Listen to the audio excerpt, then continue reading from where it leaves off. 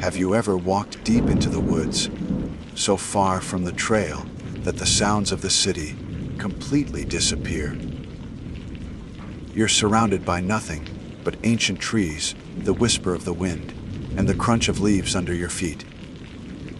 It's peaceful, beautiful, but there's also a feeling, isn't there? A sense that you're a guest in a world that is vast, wild, and holds secrets far older than we are. Welcome to the Appalachian Mountains, a sprawling, breathtaking wilderness that stretches for thousands of miles. Every year, millions of people come here to hike, camp, and escape. But not everyone who enters these woods comes out, and some who do are never quite the same. The people who know these forests best aren't the tourists or the adventurers. They are the forest rangers, the sentinels of our national parks. They're the ones who patrol the lonely trails, who search for the lost, and who sometimes stumble upon things that defy all explanation. In tonight's video, we're sharing a collection of true, chilling stories directly from the men and women who have worked as park rangers in the heart of the Appalachians. These aren't your typical campfire tales. These are first-hand accounts of strange encounters, baffling disappearances, and the kind of spine-tingling events that happen when you're alone in the deep, dark woods. So, turn down the lights, get comfortable, and prepare to hear what really goes on in our nation's most beautiful, and sometimes most terrifying, national parks. My name is Alwilda Hale, but the only person who uses that name is the government official who signs my paychecks. To everyone else, the seasoned rangers with leathered skin and the weekend hikers with brand new boots, I'm Willa.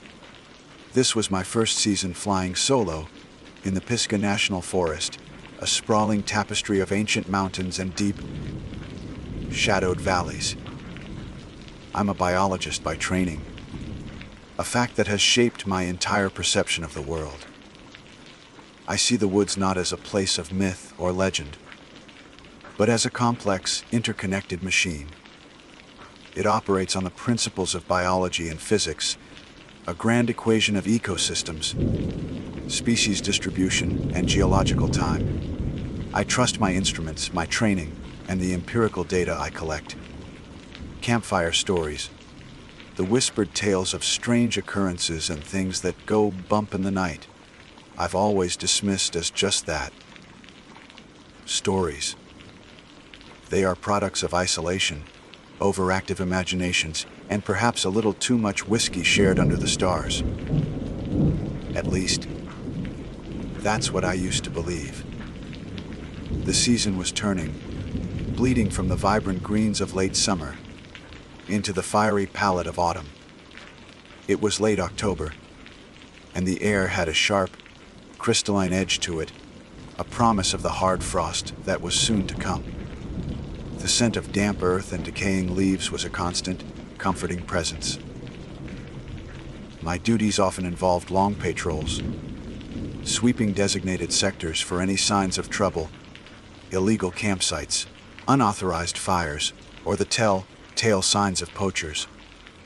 It was methodical work, and I found a certain peace in its rhythm. Log the coordinates, note the wildlife, check the trail markers. It was a language of logic and order imposed upon the beautiful chaos of the wilderness. On this particular evening, the sun was beginning its slow descent, painting the western sky in hues of bruised purple and molten gold.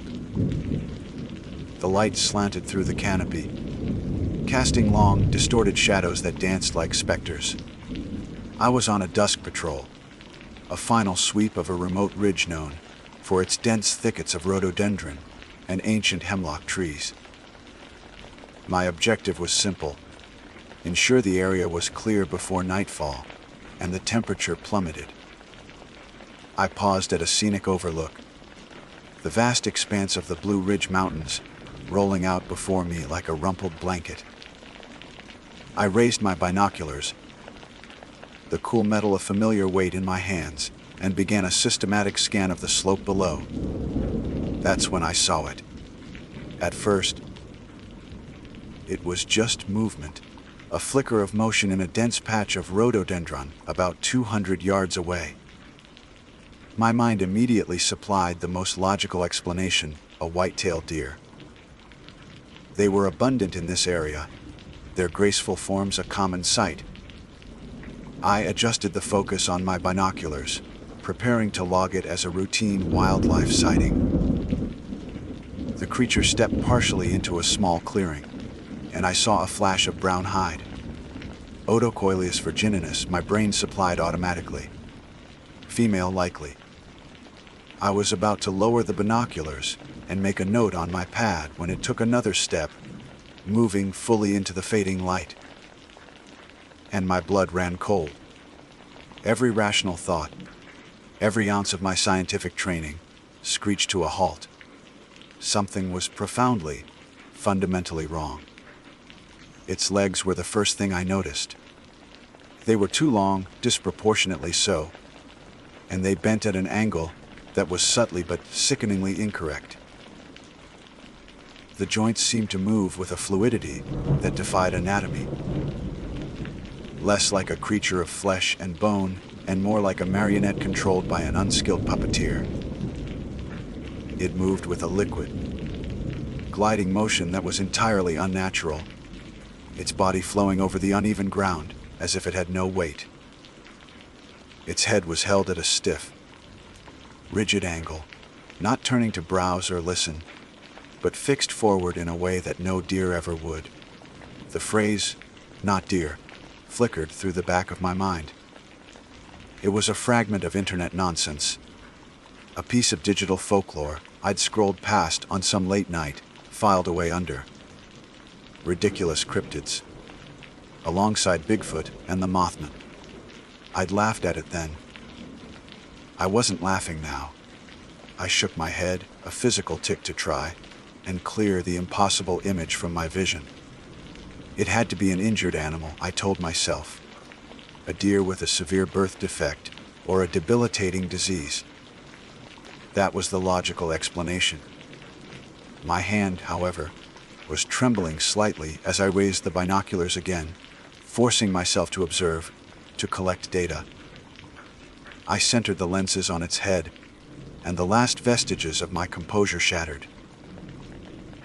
Its eyes weren't on the sides of its head, large and placid like a prey animal's. They were set in the front of its skull, like a wolf's, like a bear's, like a human's. They were forward-facing, intelligent, and predatory, and they were fixed directly on me. There was no mistaking it. Across 200 yards of dense forest, through the magnifying power of my binoculars, I was staring into a pair of eyes that were staring back with an unnerving, analytical focus. A cold, heavy knot formed in the pit of my stomach. This was not an animal. My training had prepared me for bears, for wild boars, for belligerent hikers. It had not prepared me for this. My instincts, the primal wiring that predates science and logic, screamed a single, silent word wrong. I lowered the binoculars slowly, my movements deliberate. My training kicked back in, a fragile shield against the rising tide of panic. Don't run. Don't show fear. Back away slowly. But this wasn't a bear I could make myself look big for, or a coyote I could scare off with loud noises. This creature didn't feel like it belonged to any category I understood. It felt like an observer, ancient and alien, wearing the ill-fitting skin of a deer. I took a step back, the crunch of a dry leaf under my boot, sounding like a gunshot in the sudden, oppressive silence. I realized then that the forest had gone completely quiet. The evening chorus of crickets and cicadas had ceased. There were no birds calling their last goodnights. not even the rustle of a squirrel in the underbrush. The world seemed to be holding its breath, and the silence was more terrifying than any growl could ever be. For the next hour, it shadowed me. It was a horrifying, silent ballad. I would retreat, trying to put distance between us, and it would simply melt into the trees, only to reappear moments later, always maintaining that same distance of roughly 100 yards. It never made a sound. It never rushed. It just moved with that same impossible, fluid grace, a silent, brown shape flitting between the ancient trunks of hemlock and oak. It was always there, a persistent, unnerving presence at the edge of my vision. A chilling realization began to dawn on me. It wasn't hunting me. If it had wanted to attack, it could have closed the distance in seconds with its unnatural speed. This was something else. It was deliberate.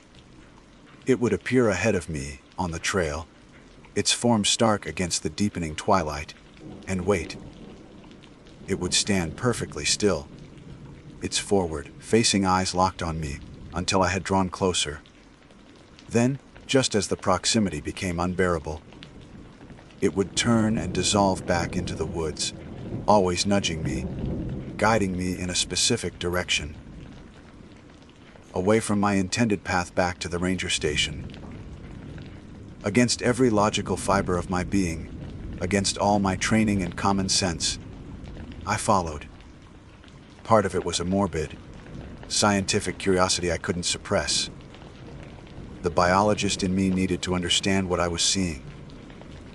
But a larger part, the part that was now slit with cold sweat, understood that I didn't have a choice. I was no longer the one in control. I was being led, and I had the distinct and terrifying feeling that I was about to be shown something. I was about to learn why the forest had fallen silent. The path it led me on was no path at all. We moved through tangled laurel hills, so thick they blotted out the last of the dying light, and across moss-covered rock faces that should have been treacherous but felt strangely solid under my boots.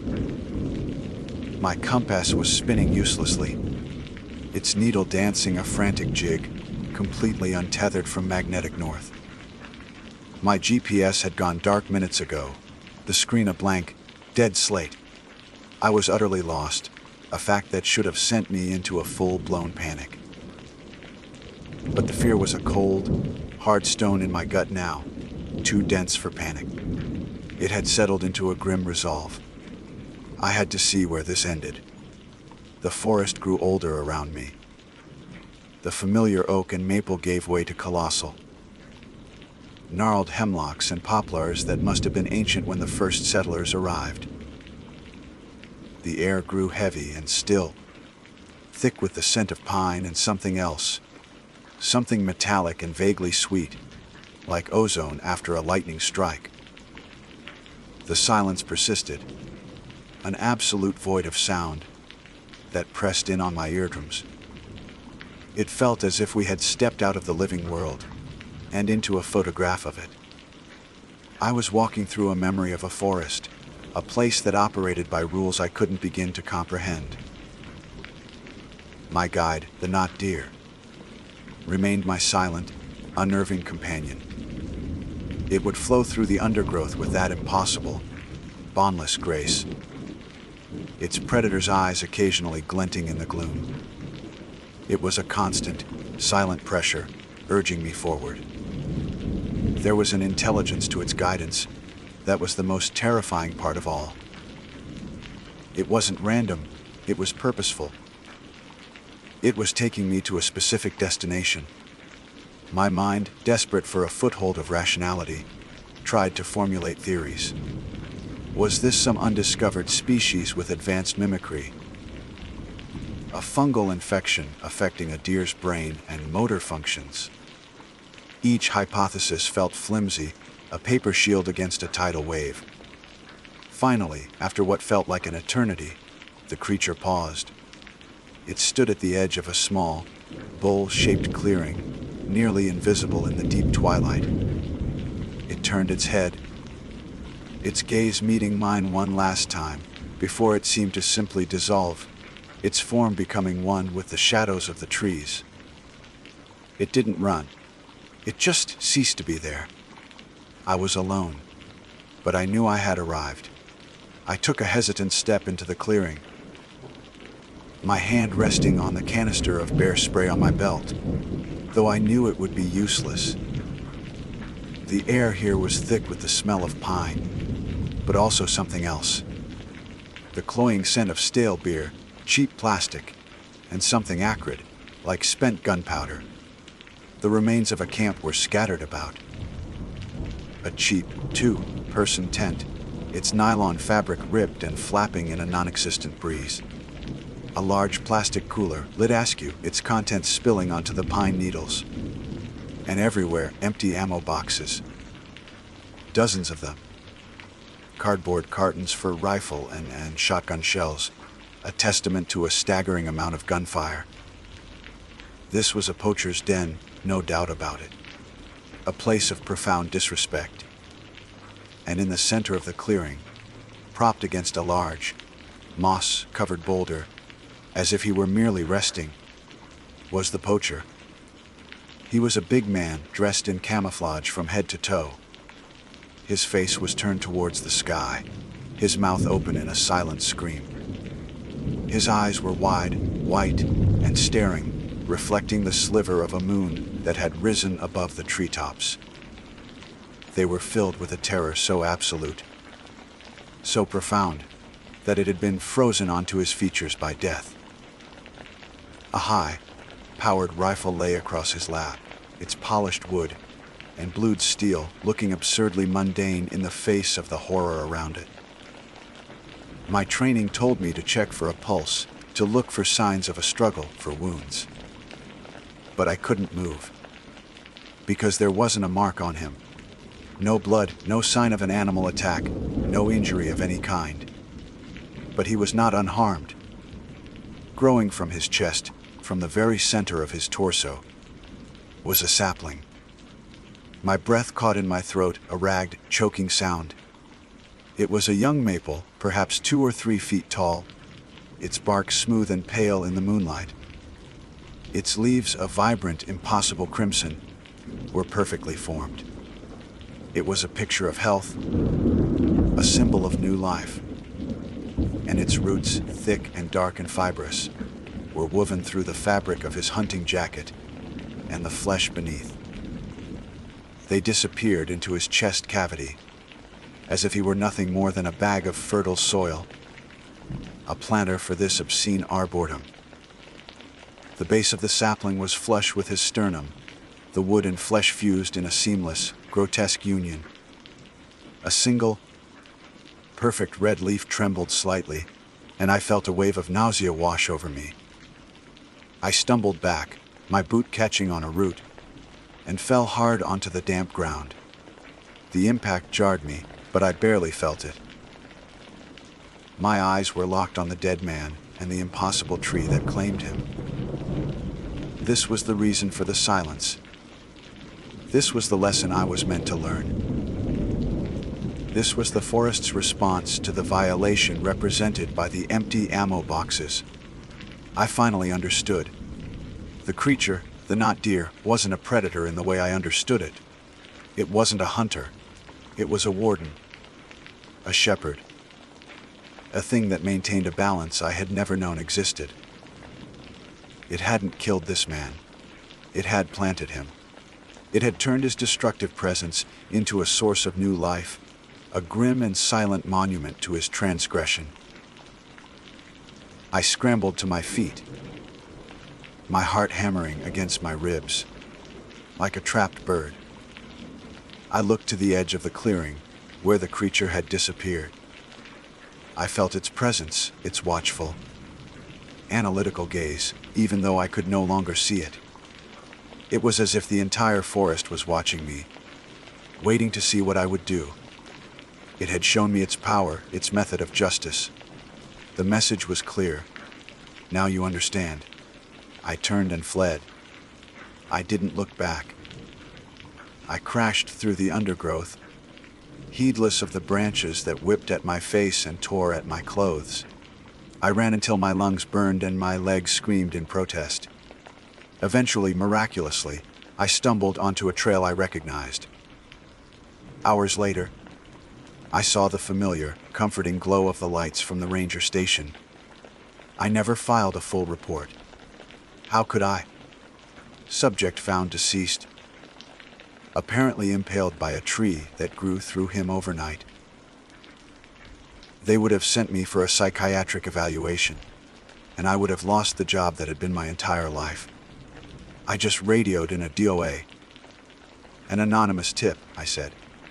Cause of death unknown. Pending coroner's report. But I knew. I had been shown the price of disrespect in these ancient woods. The forest has its own wardens, and they don't move the way you think they should. They don't follow the laws of biology I hold so dear. And sometimes they plant things. The weeks that followed were a blur of sleepless nights and caffeine-fueled days. The image of the poacher and his gruesome symbiosis with the maple sapling was burned onto the inside of my eyelids. Every time I closed my eyes, I saw those wide, terrified eyes staring at nothing, the vibrant red leaves trembling against his chest. Sleep, when it came, was shallow and dreamless, offering no respite. During the day, I threw myself into my work with a frantic energy, hoping to exhaust my body so my mind would have no choice but to shut down. But the forest, once my sanctuary of logic and order, had become a place of profound unease. Every rustle in the undergrowth made me jump.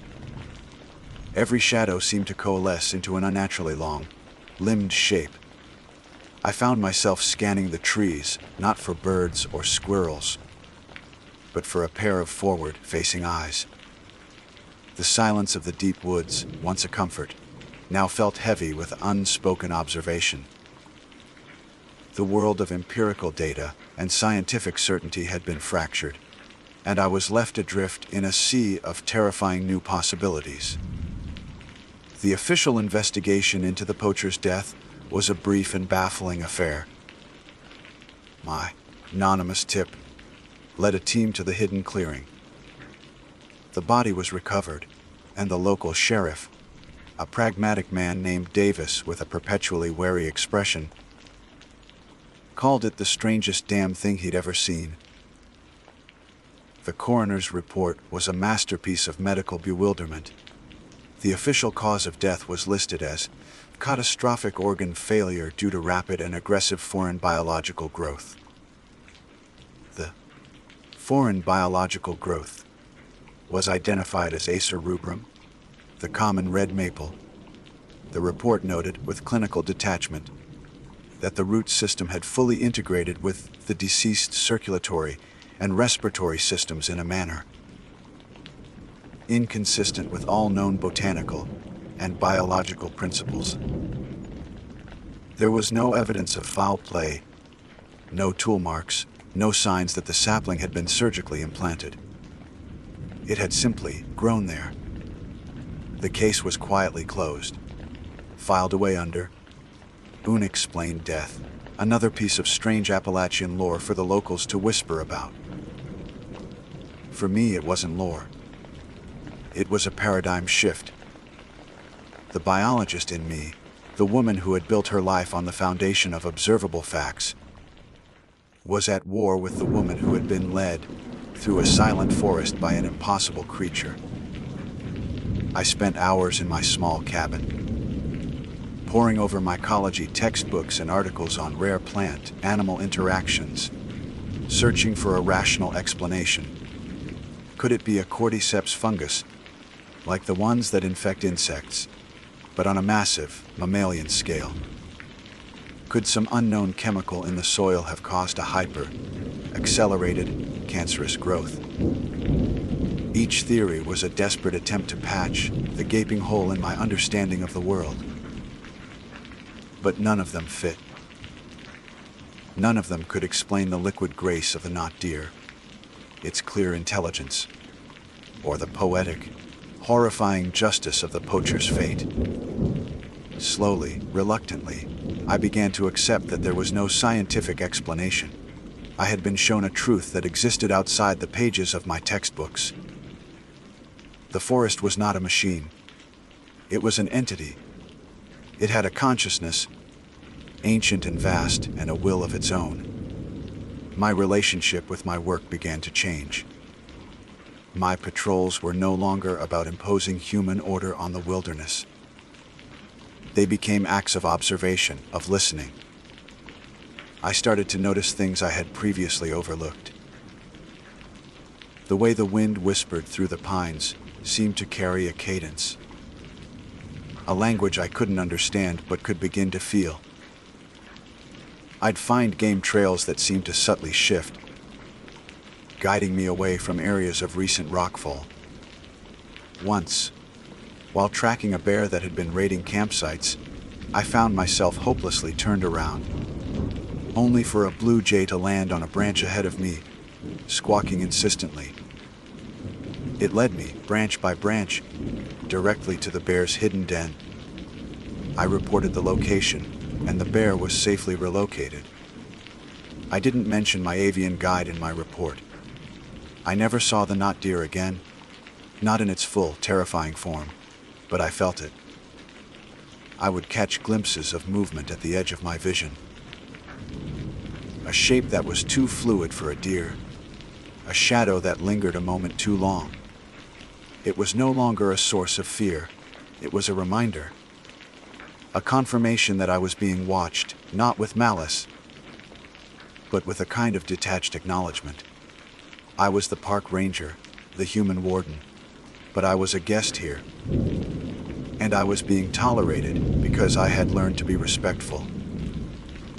I had been shown the consequences of disrespect, and I had not tried to explain it away or expose it. I had accepted it. I still log what I see. I still trust my instruments. But I also trust the silence now. I trust the feeling on the back of my neck that tells me when I am not alone. I am still a biologist, but my definition of biology has expanded. It now includes things that defy classification, things that operate on principles far older than humanity. The forest has its own laws, its own immune system, and its own wardens. They don't wear uniforms or carry radios. They move in ways you don't think they should, and they ensure that the balance is maintained. My job is to protect this forest from people. But I now know, with a certainty that chills me to my core, that the forest is perfectly capable of protecting itself. My name is Dempsey Ogle, and for the last 25 years I've served as a search and rescue officer in the sprawling, ancient heart of the Cherokee National Forest. You don't spend a quarter century in a place like this without it leaving its mark on you, carving its lines into your face like the creeks carve their paths through the mountains. I've seen things that would make a city dweller's blood run cold, and then some. I've rappelled down sheer rock faces to retrieve hikers who thought a selfie was worth more than their life, their faces frozen in a final, foolish grin. I've tracked tourists who packed nothing but a single Snickers bar and a bottle of water for what they thought would be a leisurely 3-day trek, only to find them huddled and hypothermic, their bravado washed away by the cold mountain rain. I've spent days following the faintest of signs left by hunters, men who knew these woods, who got turned around by a sudden fog and wandered in circles until their minds started playing tricks on them. I've seen the raw, unforgiving power of nature and the fragility of the people who wander into it unprepared. But in all those years, through all those calls, nothing prepared me for the day Lily Ridnor went missing. call came in on a Tuesday, late in the afternoon when the sun was beginning to cast long, distorted shadows through the poplars and oaks. The dispatcher's voice was tight, professional, but with an undercurrent of urgency that always signaled a child was involved. 6 years old. Vanished from a picnic area near Ripshin Ridge. The name of the ridge sent a familiar, unwelcome shiver down my spine. It was a place my granddaddy, a man whose Cherokee blood ran deeper and truer than mine, spoke of with a quiet reverence. He used to say it was old country, a place where the veil between worlds was thin, steeped in stories that predated any map or deed.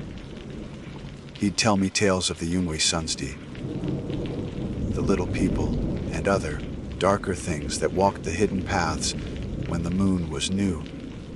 I'd always listened, half believing, half dismissing them as the fireside ramblings of an old man. That day, his words echoed in my mind with a weight they'd never had before. When my team and I arrived, the scene was one of controlled chaos.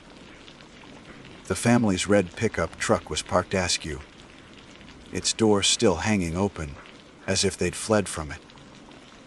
A half-eaten sandwich sat on a checkered blanket, a heartbreakingly normal artifact in a situation that was anything but. The mother was being comforted by a local deputy, her sobs ragged and raw.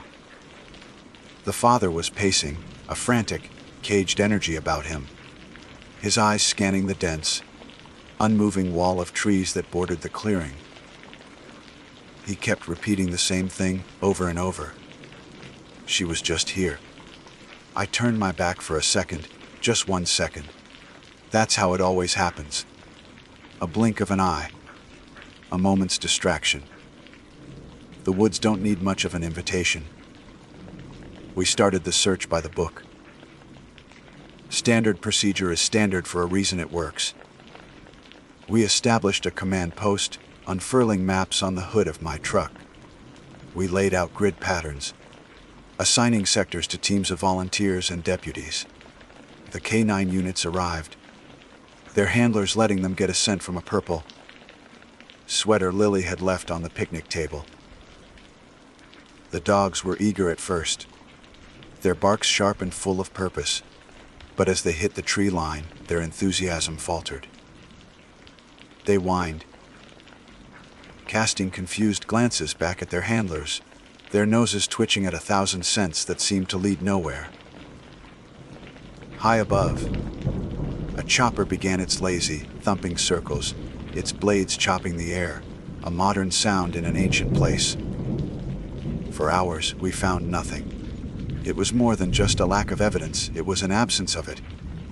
No tracks, no drop toy, not a single thread from her bright pink jacket caught on a thorny bush. It was as if the forest floor had been swept clean, as if the very ground had conspired to erase any sign that a little girl had ever passed this way.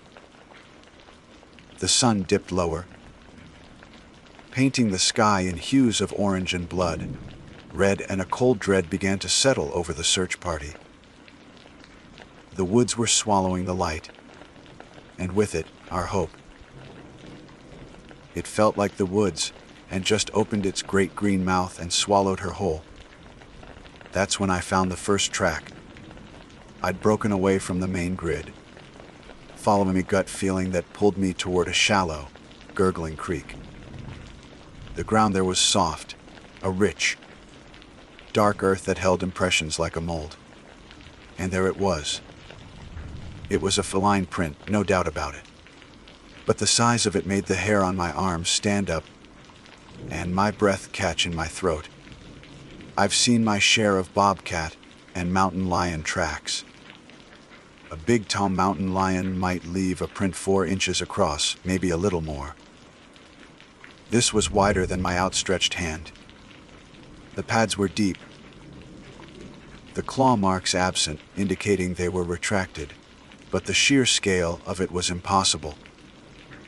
It spoke of a weight and power that didn't belong to any recognized creature in these mountains. The old-timers, men like my granddaddy, had a name for a creature like that.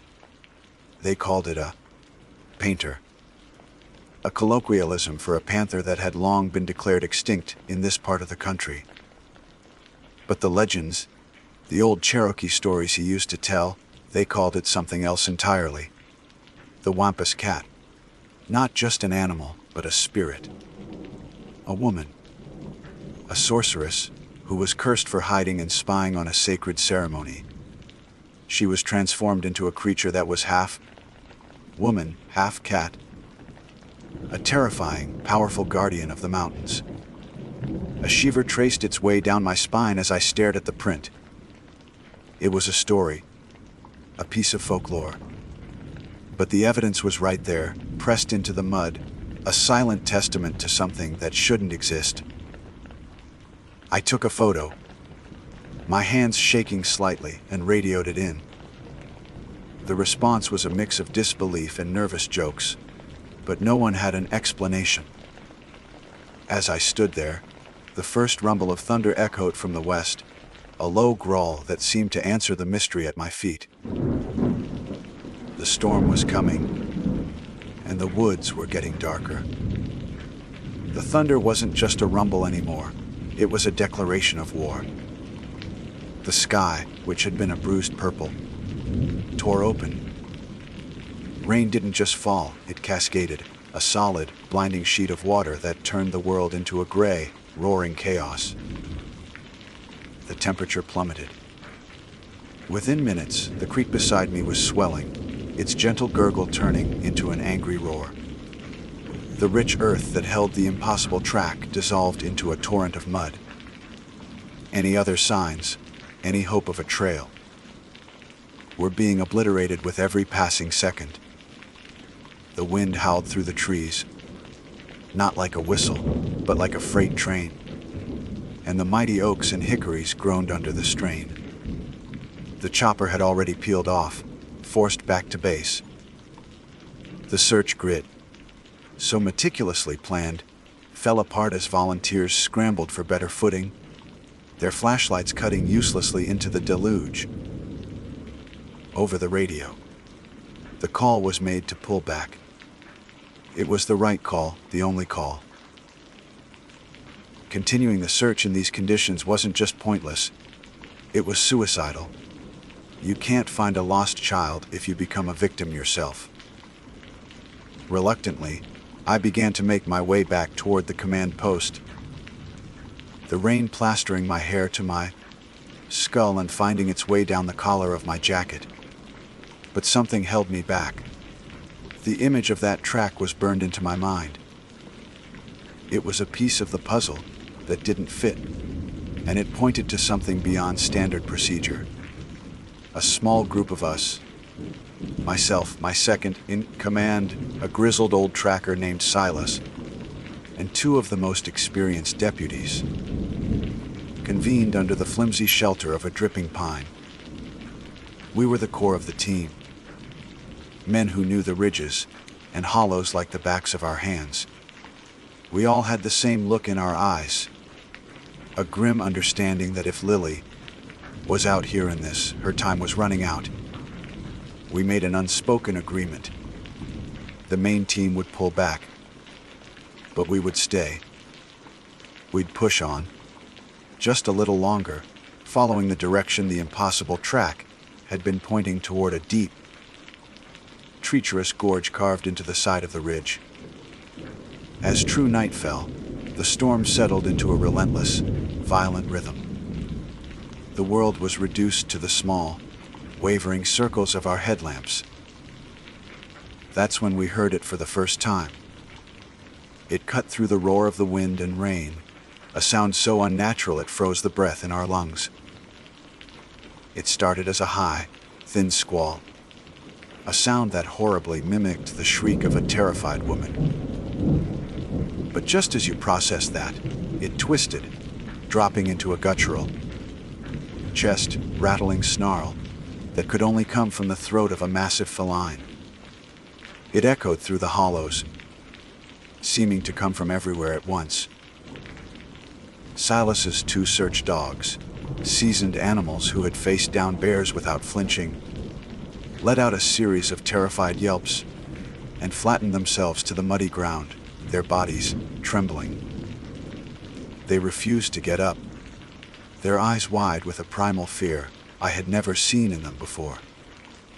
Silas tried to coax them, but they just whined, digging their claws into the earth, refusing to move another inch toward that sound. We were alone. Through the rain and the impenetrable dark, we felt it. It wasn't just a sound anymore, it was a presence. Something huge and utterly silent was moving with us. It was a feeling more than a sight. A subtle shift in the darkness at the edge of our vision, the faintest crunch of a leaf under a weight that shouldn't be able to move so quietly. It was circling us, a predator assessing its prey. Yet, its behavior was bizarre. We were trying to push deeper, our goal being the mouth of that dark gorge. But every time we tried to advance along the path that led into it, something would happen to block our way. A branch, thick as my thigh, would suddenly snap from a tree high above and crash down onto the path. Just ahead of us, the sound of the break impossibly loud, like a rifle shot. We'd try another approach, and a shower of rocks would clatter down a nearby embankment, dislodged by something we couldn't see. And all the while, that terrible woman screamed, cat, snarl would echo, always seeming to come from the very direction we were trying to go. A clear and terrifying warning. It wasn't attacking us. It was containing us. It was herding us away, keeping us out of that gorge with an intelligence that was far more frightening than simple aggression. My granddaddy's words came back to me then, clear as the rain on my face. Some things in these mountains are best left to their own business. My gut, an instinct honed by 25 years of walking these trails, was screaming at me to listen. This wasn't a monster we were dealing with. This was a guardian. I held up a hand, my heart pounding against my ribs. Hold up, I yelled over the wind. We're not going in there. Not tonight. The others looked at me, their faces a mixture of confusion and relief. It doesn't want us in there, I said, gesturing with my head toward the Black Motha Gorge. We're being kept out for a reason. There were arguments, of course. Every minute we waited was a minute Lily was in danger. But they had all felt it too. The unnatural presence, the calculated warnings. They trusted my judgment. We found a shallow rock overhang, barely enough to keep the worst of the rain off us, and huddled together. We were cold, soaked and on edge, but we waited. All through that long, miserable night we felt it. The presence never left.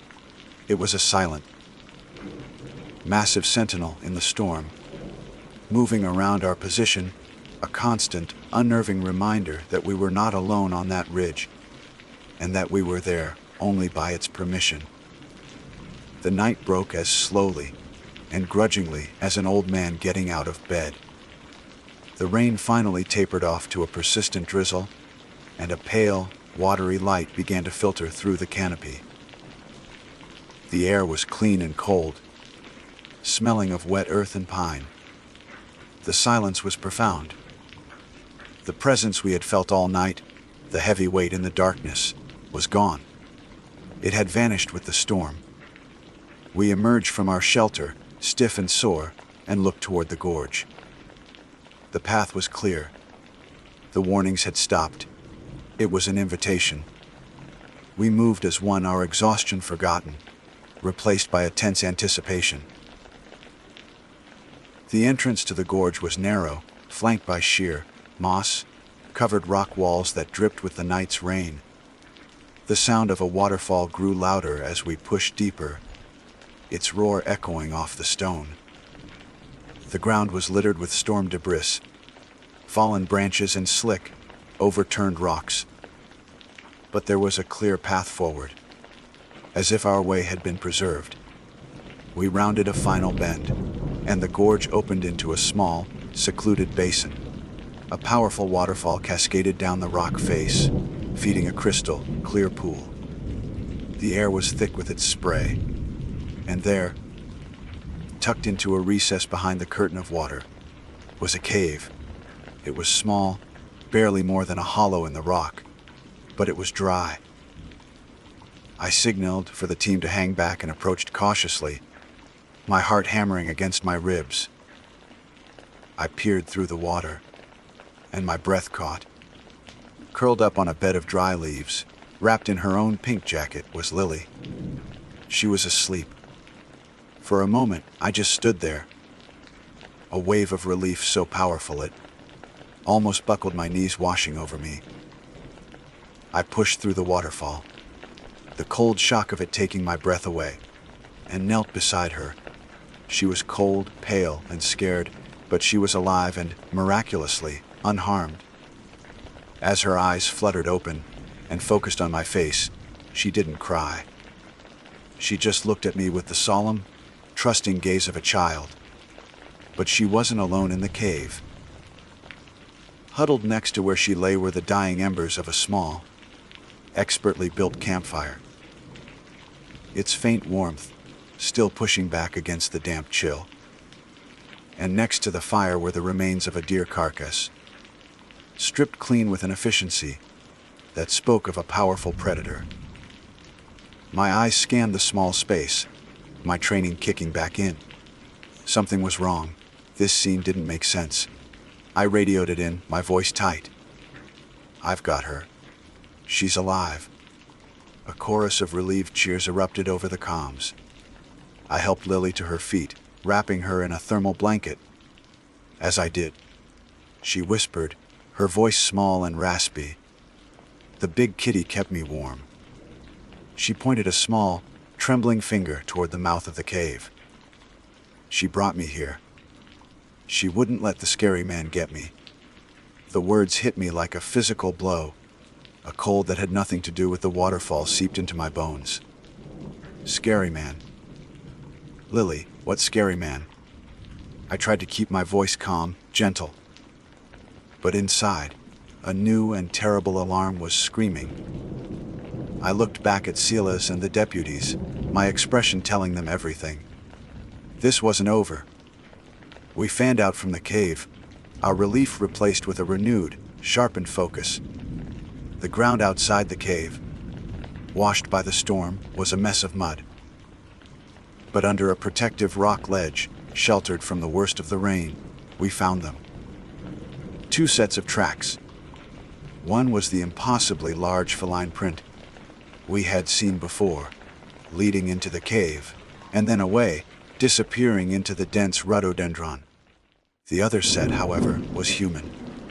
Barefoot, the prints were deep, the toes splayed, the stride long and erratic. They led away from the cave, down the gorge, in the opposite direction from which we had come.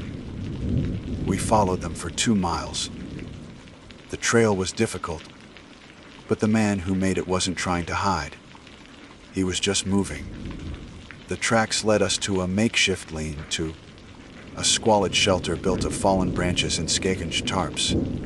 The place stank of filth and desperation. Inside, we found scraps of clothing and equipment that matched items reported missing from hikers and campsites over the past few years. We ran the prints we cast from the mud. The system kicked back a match almost immediately. The tracks belonged to a man named Elias Thorne, a drifter and small, time criminal who had been a person of interest in the disappearance of a female hiker 5 years prior. The official story was that Thorne had gotten lost in the national forest himself during that search and was presumed dead. He hadn't vanished. He'd gone feral. He had been living out here for years, a predator hiding in plain sight, watching, waiting. He was the real monster on Ripshin Ridge. We never saw the creature again. We never found Elias Thorne either. The mountains keep their secrets. But I know what happened that night. I can piece it together in my mind.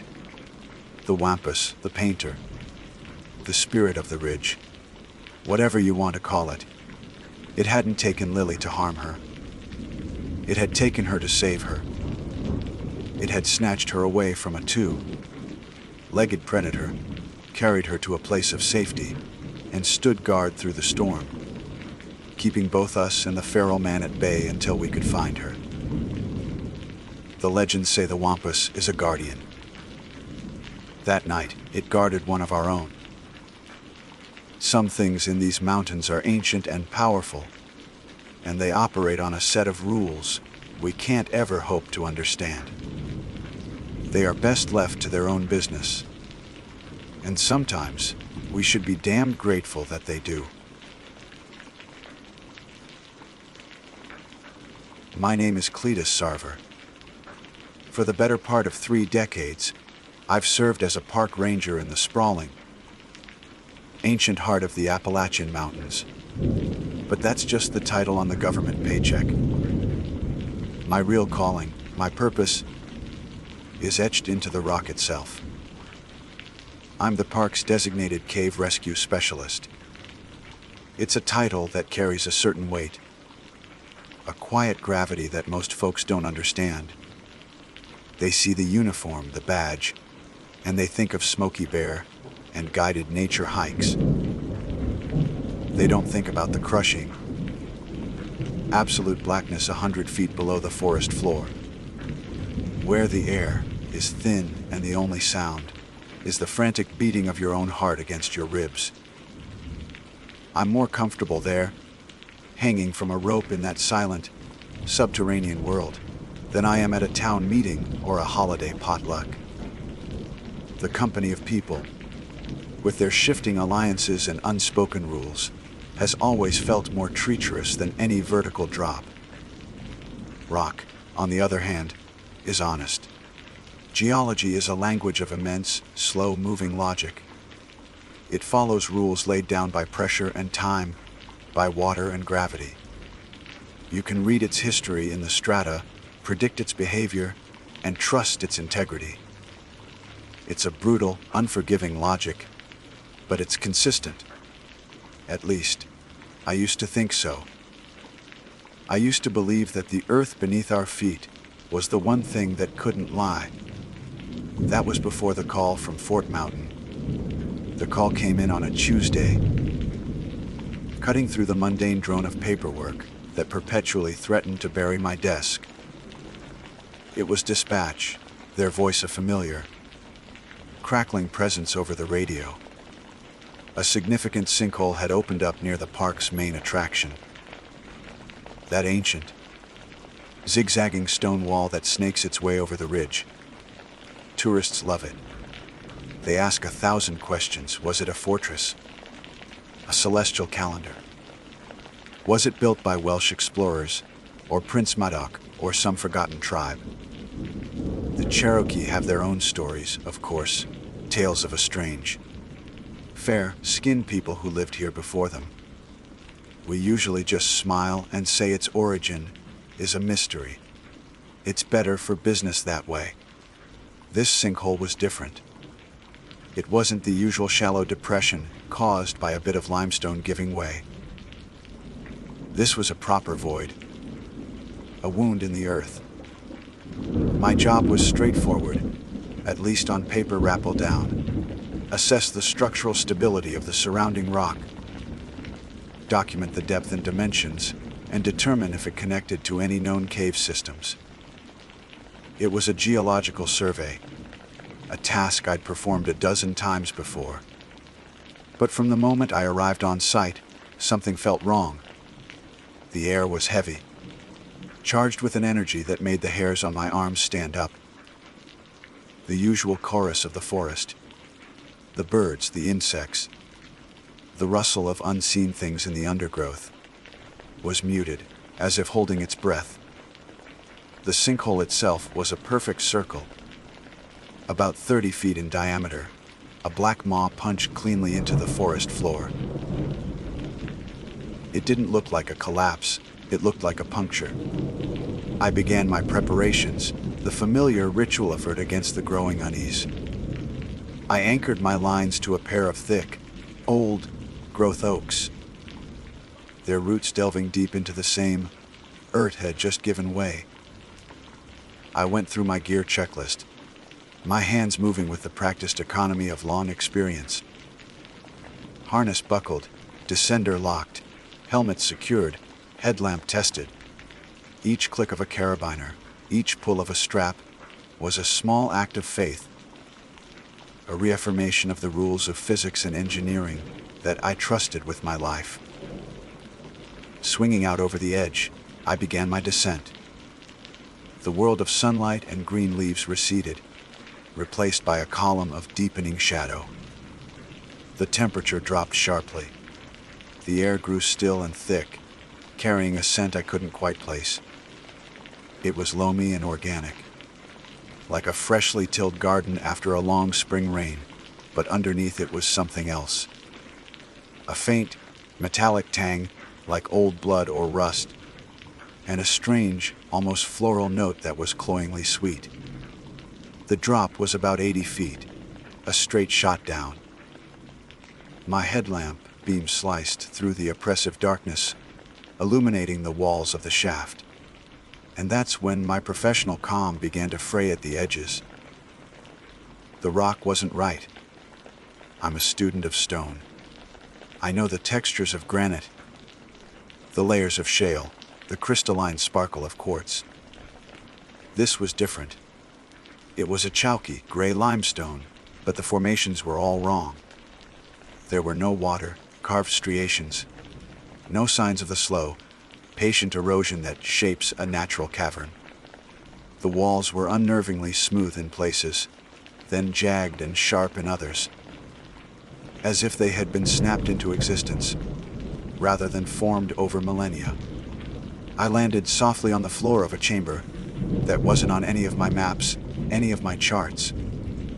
It was a large, circular room, and the air here was cold enough to see my breath. I unclipped from the rope, my boots crunching on a floor of fine, dark soil. I did a slow, 360-degree sweep with my headlamp, and the true strangeness of the place began to press in on me. The architecture of the cave was fundamentally wrong. It was a masterpiece of non-Euclidean geometry, a place that felt like it had been designed by someone who perceived reality on a different axis. Corners that should have been 90 degrees felt subtly obtuse, stretching away from me in ways that made my eyes water. Passages that led from the main chamber seemed to curve back on themselves in impossible loops. I took out my compass, a reliable Silva that had been my companion for 20 years.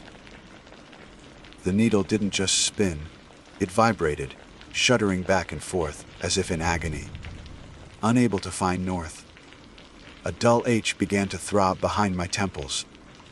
It felt like walking through a sketch by M.C. Escher, a physical space that actively fought against my brain's ability to process it. I felt a wave of vertigo, a profound sense of spatial disorientation that was utterly alien to me. I, who could navigate miles of unmapped tunnels by memory and feel alone, was lost within 50 feet of my rope. Forcing the nausea down, I focused on the details, trying to ground myself in observation. That's when I found the first signs of habitation. Not animal signs, but intelligent ones. Lying half buried in the soil was a tool. It looked like a small hand adze, but it wasn't made of flint or obsidian. It was carved from a smooth, milky, white stone that seemed to faintly absorb the light from my headlamp. It was cool to the touch and unnervingly light. I'd never seen stone like it. A little further on, I found more chisels, scrapers, and what looked like a small, intricately carved bowl. The craftsmanship was exquisite, far beyond what any primitive culture should have been capable of. Then I saw the walls. Carved into the strange, gray limestone with that same impossible precision were pictograms. They weren't painted or scratched. They were incised, deep and perfect. They depicted a narrative, a history. They showed small, pale figures with large, round, unlidded eyes. The figures were shown living and working in these cavernous spaces, tending to strange, phosphorescent fungi. And always, they were depicted under the image of a massive crescent moon that dominated the roof of their carved world. The moon-eyed people. The old Cherokee story, the one my grandfather used to tell me. A legend to explain the strange ruins, a ghost story to scare children. I had always dismissed it as just that, a folk tale. But here, in a place that defied the laws of physics, surrounded by tools made of an unknown material, I was looking at their self-portrait. My scientific, logical mind was screaming in protest, searching for a rational explanation. An undiscovered tribe, a hoax. But the age of the carvings, the patina on the stone, felt ancient. My heart hammered against my ribs. The loamy, sweet smell in the air seemed to grow stronger. I was not the first one down here. I was just the first one in a very, very long time. Drawn by a morbid, irresistible curiosity, I chose one of the unsettling, curving passages and walked deeper into the impossible dark. Every instinct, every year of training, screamed at me to turn back, to climb my rope back to the world of sunshine and predictable physics, to report a geological anomaly, and let this place be swallowed by the official record. But curiosity is a powerful, treacherous thing. It's the voice that whispers, "What if?" right before you step off a ledge. I was a man who had dedicated his life to understanding what lay beneath the surface. And I couldn't turn back now. I couldn't unsee the pictograms or the impossible tools. My world had already been cracked open. I had to see how deep the fissure went. I chose a passage to my right, one that seemed to slope gently downwards, and stepped from the relative familiarity of the entrance chamber into the true unknown. The passage was tight, forcing me to turn sideways in places. The non-Euclidean nature of the architecture became even more pronounced. The floor felt level, yet I had the distinct sensation of descending. The walls, cool and unnervingly smooth against my jacket, seemed to press in, breathing with a rhythm that was just out of sync with my own. The air grew colder, and the sweet, floral scent I'd noticed earlier intensified, becoming thick and cloying, like funeral wreaths in a closed room. My headlamp beam seemed to be swallowed by the darkness, just a few feet ahead, the light bending in ways that defied logic. The headache that had started in the first chamber now pulsed in time with my heartbeat, a dull, insistent drum of wrongness. My compass was useless, its needle a frantic blur. I was navigating by feel, by a primal sense of direction that was being systematically dismantled by my surroundings. After what felt like an hour of disorienting travel, though my watch insisted it had been less than 10 minutes, the narrow passage suddenly opened up. I stumbled forward, my eyes struggling to adjust as I stepped into a cavern of breathtaking, impossible scale. It was immense, so vast that the beam of my headlamp couldn't find the ceiling or the far walls. It was a subterranean world unto itself, and it was not dark. The entire cavern was bathed in a soft, ethereal, blue-green glow. The source was everywhere. Great clusters of phosphorescent fungi clung to the walls and grew in strange, spiraling gardens on the cavern floor. They pulsed with a gentle, living light casting long, shifting shadows that danced in the silent air. Strange, pale flora, resembling ferns and mosses made of spun glass, grew in the fungal glow. A low mist clung to the ground, swirling around my boots. The scale of it was humbling, terrifying. It was a secret, self-contained ecosystem that had likely existed, untouched and unseen, for eons. And then I saw them, across the cavern. Nestled amongst a dense grove of the glowing fungi was a settlement. It was a collection of low, domed structures built from that same milky, white stone as the tools I'd found, and moving between them were figures. A small group of them, maybe a dozen or so, were gathered in the center of the settlement. At first, my brain refused to process what I was seeing. Then, the details sharpened, and the Cherokee legends slammed into me with the force of a physical blow. They were short, none of them more than 4 feet tall, with slender limbs and a delicate, almost fragile build. Their skin was a pale, nearly translucent white, shot through with faint blue veins, like fine porcelain. They were clad in simple tunics, woven from some kind of pale fiber. Most of the adults had wispy, snow-white beards that reached their chests. But it was their eyes that held me captive. They were huge, perfectly round, and the color of a twilight sky, a deep, luminous blue, without any visible pupil. They blinked rapidly, a slow, deliberate motion like the shutter of an old camera. My presence had not gone unnoticed. The moment my headlamp beam swept across their settlement, they froze. A collective gasp, a sound like dry leaves skittering across stone, echoed in the vast chamber. They didn't reach for weapons. They didn't scream. They simply huddled together, their large, blue eyes fixed on me, on the harsh, invasive spear of my artificial light. The light was clearly causing them pain. They shielded their faces with long, delicate, 4-fingered hands, their bodies trembling. They weren't hostile. They were terrified. I immediately killed my headlamp, plunging myself into the soft, blue-green twilight of the cavern felt like a surrender. My own eyes took a moment to adjust, and as they did, the world resolved itself into shades of cerulean and shadow. One of them, who appeared to be an elder, his beard longer and whiter than the others, took a hesitant step forward. He leaned heavily on a staff of the same white, light-absorbing stone. He didn't speak, but he raised a trembling hand and pointed, not at me, but to the cavern wall to his left. I followed his gesture, my boots making the only sound in the cavern as I crossed the soft, damp soil.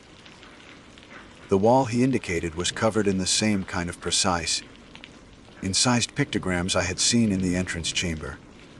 But this was not just a few symbols, this was a library. A sprawling, epic history carved in stone. The elder and the others watched me, their huge, unreadable eyes following my every move. The carvings told a story of peace and isolation. They showed the moon, eyed people, as the Cherokee had named them, living in this subterranean paradise for centuries, perhaps millennia. They tended their fungal gardens, built their strange, beautiful cities, and lived in harmony with the deep earth. Their art was filled with images of geology and astronomy, of complex patterns that suggested a deep understanding of mathematics and the world above, which they knew only through the celestial body that dominated their art, the crescent moon. It was a symbol of their creator, their god, or perhaps just their only connection to the world of light. But as my eyes moved along the wall, the style of the carvings changed. The elegant, precise lines gave way to something else. New images had been carved over the old ones, and these were crude, violent, and filled with a palpable sense of panic. They were scratched into the rock with a frantic energy, a stark contrast to the patient artistry of the original pictograms. These new carvings depicted a different kind of being. They were tall and spindly, with limbs that bent at too many angles, as if their bones had too many joints. They were shown crawling, scuttling up from a darkness that was depicted as being below the moon. Eyed people's world from deep, jagged fissures in the cavern floor. These creatures had no discernible features, no eyes or mouths, just a chaotic silhouette of sharp angles and unnatural limbs. They were beings of pure, predatory geometry. The final pictograms were a brutal, horrifying narrative. They showed these spindly creatures overwhelming the gentle, moon-eyed people. They showed the white stone cities in ruins, the fungal gardens trampled and dark. And the very last image, the one the elder's trembling finger was still aimed at from across the cavern, was the most terrible of all. It showed one of the tall, jointed beings, its form a scribble of nightmare, dragging a small, pale, moon-eyed person down into a black, jagged hole in the rock. A cold dread, colder than the cavern air, washed over me. I finally understood. The sinkhole. The puncture in the earth. It wasn't just an entrance for me. It was an exit. An escape route for something far older, far hungrier, and far more terrible than the gentle people who had hidden from the sun for untold centuries. They weren't looking at me as a threat. They weren't looking at me as a monster from the world of light. They were looking at me as a witness to their extinction. The terror in their luminous blue eyes wasn't for me. It was for the things that were now using my world as a hunting ground. The silence of the cavern pressed in, no longer peaceful, but filled with the weight of a silent, desperate plea. The silence in the vast cavern was a living thing. It was heavier than rock, deeper than the darkness from which the spindly creatures had come. I stood before the carved wall, a Rosetta Stone of a forgotten genocide, and felt the immense weight of the elder's gaze. He had not moved. He and his small, terrified flock remained huddled in the blue, green glow of their dying world, their luminous eyes fixed on me. They had shown me their history, their terror and their fate. The silent plea I felt radiating from them was not for rescue. It was for understanding. They knew they were doomed. They just didn't want to die alone and unseen. My mind, the logical, geological mind that I had always trusted, was a maelstrom of horror and disbelief. The rules had been shattered. The earth was not just rock and pressure. It was a layered world of heavens and hells, and I had stumbled into the war between them. For a moment, a wild, insane thought seized me. I could help them. I could bring supplies, weapons, try to fight back against the things from below. But the thought died as quickly as it was born. What could I do? Bring a shotgun against nightmares that defied geometry? What would the world of sunlight and science make of my story? I would be a madman, a laughingstock. They would sedate me, institutionalize me, and the sinkhole would remain open. The gateway would remain. And that was the crux of it.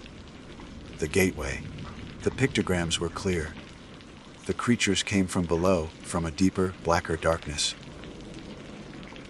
But the sinkhole, the breach I had just descended, was their path up. Into my world. The terror in the moon-eyed people's eyes was not just for themselves. It was a warning. They were the first line of defense. The canaries in a cosmic coal mine, and they were already dead. The hunger that had consumed their civilization would not be sated. It would crawl out of this hole and into the forests of Fort Mountain, into the towns, into the unsuspecting world of light. How long before people started disappearing from campsites? How long before strange, jointed silhouettes were seen flitting at the edges of lonely highways at dusk? A profound, soul-crushing sickness filled me. I was faced with a choice that no man should ever have to make. On one hand, the last remnants of an ancient, intelligent, and peaceful race. On the other, the safety of my own world, a word had no idea what was clawing its way up. From the foundations of the earth. To save the moon, eyed people was impossible. To leave the gateway open was unthinkable. There was only one terrible, monstrous solution. I looked at the Elder one last time. I raised my hand, not in a wave, but with an open palm. A gesture I hoped could convey some small measure of sorrow, of apology. I don't know if he understood. His huge, blue eyes simply blinked, slow and sad. There were no more gestures, no more pleas. There was only a shared, silent understanding of the inevitable. I was not their savior. I was their executioner. And I was the executioner of my own conscience. Turning my back on them was the hardest thing I have ever done. Each step I took away from their glowing settlement and back toward the narrow, winding passage felt like a betrayal. The soft, blue, green light faded behind me, and I was once again plunged into the disorienting, oppressive darkness, armed only with my headlamp. The journey back was a blur of self-loathing. The non-Euclidean angles of the passage no longer felt like a geological curiosity. They felt like the architecture of my own personal hell, a maze built to contain my guilt.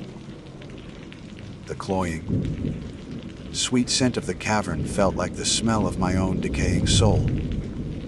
When I finally saw the faint, distant circle of daylight at the top of the shaft, it brought no relief. It looked like the eye of an uncaring god. I clipped onto my rope and began the slow, arduous ascent. My limbs felt heavy, my movements sluggish, as if the weight of my decision was physically pulling me back down. When I hauled myself over the edge, back onto the solid ground of my own world, the sunlight felt like an accusation. The familiar sounds of the forest rushed back in, but they sounded hollow fake. It was all a facade. A thin green blanket thrown over a pit of horrors. My supervisor was waiting for me by the truck, a thermos of coffee in his hand. "Well," he asked, his voice jarringly normal. "What's the verdict, Cletus? Anything down there?" My mind raced, searching for the right lie. The lie that would be big enough, strong enough to seal a tomb. "It's bad," I said, my voice raspy. "Geologically, a mess. The whole area is riddled with fractures. It's not connected to any known system, but it's dangerously unstable. The whole chamber could collapse at any moment. Take half this ridge with it." I poured every ounce of my authority, every year of my reputation, into those words. I was the expert. My word was law when it came to the underground. He nodded, his brow furrowed with concern. "That bad, huh? What's the recommendation?" "Fill it," I said, the words tasting like ash in my mouth. "Fill it now. We need to get a convoy of concrete trucks up here immediately. Pump it full until it won't take any more. Seal it. Permanently." He agreed without question. My recommendation was all the justification he needed. I stayed and watched. I had to. It was my penance. The first concrete truck arrived within hours, its engine a monstrous roar that defied the silence of the forest. They maneuvered the chute to the edge of the sinkhole, and with a great, groaning hydraulic hiss, the first wave of thick, gray sludge poured into the darkness. It was a slow, viscous waterfall, a river of liquid stone plunging down to entomb a world. I felt a profound sickness in my stomach, a physical revulsion so strong I had to turn away and gag. I was sealing them in. I was trapping the last of a lost, ancient race in the absolute dark, with the very things they had been hiding from for millennia. I was giving the spindly horrors a final, captive meal before sealing the door. With every truckload of concrete that poured into that void, I felt the weight in my soul grow heavier. The rock below my feet no longer felt logical. It no longer felt honest. It felt like the lid on a coffin I had just nailed shut. I still work as a park ranger. I still walk the trails and answer the tourists' questions about the old stone wall. But I don't go near that part of the ridge anymore. Sometimes, at night when the moon is a thin, perfect crescent in the sky, I think I can feel a faint vibration through the soles of my boots. A deep, slow tremor of something that is not geological. And I wonder what's happening in the silent, concrete-filled darkness below. I wonder if the things with too many joints have finished their feast. And I wonder if they're getting hungry again. My name is Faye Compton. Officially, my title is Interpretive Park Ranger, grade GS7. A designation that sounds far more bureaucratic than the reality of my work. In simpler terms, I'm the human face of the Appalachian wilderness for the thousands of visitors who pass through these mountains each year. I lead the wide-eyed school groups on nature walks, pointing out the difference between a hemlock and a fir. I'm the one at the visitor center, patiently explaining to meaning tourists for the 10th time that day why feeding marshmallows to a 400-pound black bear is a catastrophically bad idea for both them and the bear. My world is one of facts, of science, the predictable cycles of ecology, the clear-cut truths of geology, the observable behaviors of fauna. I love these mountains with a fervor that feels etched into my DNA. But my love is for their tangible reality, not their folklore. This is why I've always been the resident skeptic. While some of my colleagues might entertain the ghost stories and local legends that cling to these hollows like morning mist, I prefer to deal in what can be proven. And the most persistent, most beloved legend of all was the one I most enjoyed debunking, the wood booger.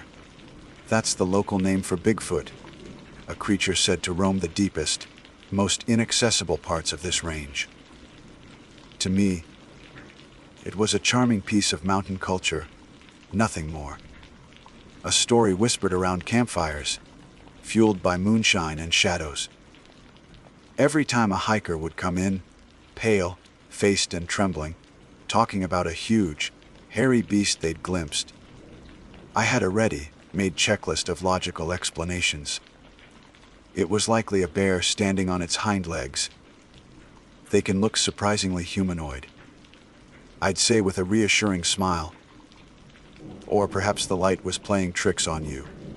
The mind can be a powerful thing in a place this vast. Overactive imagination, I'd conclude.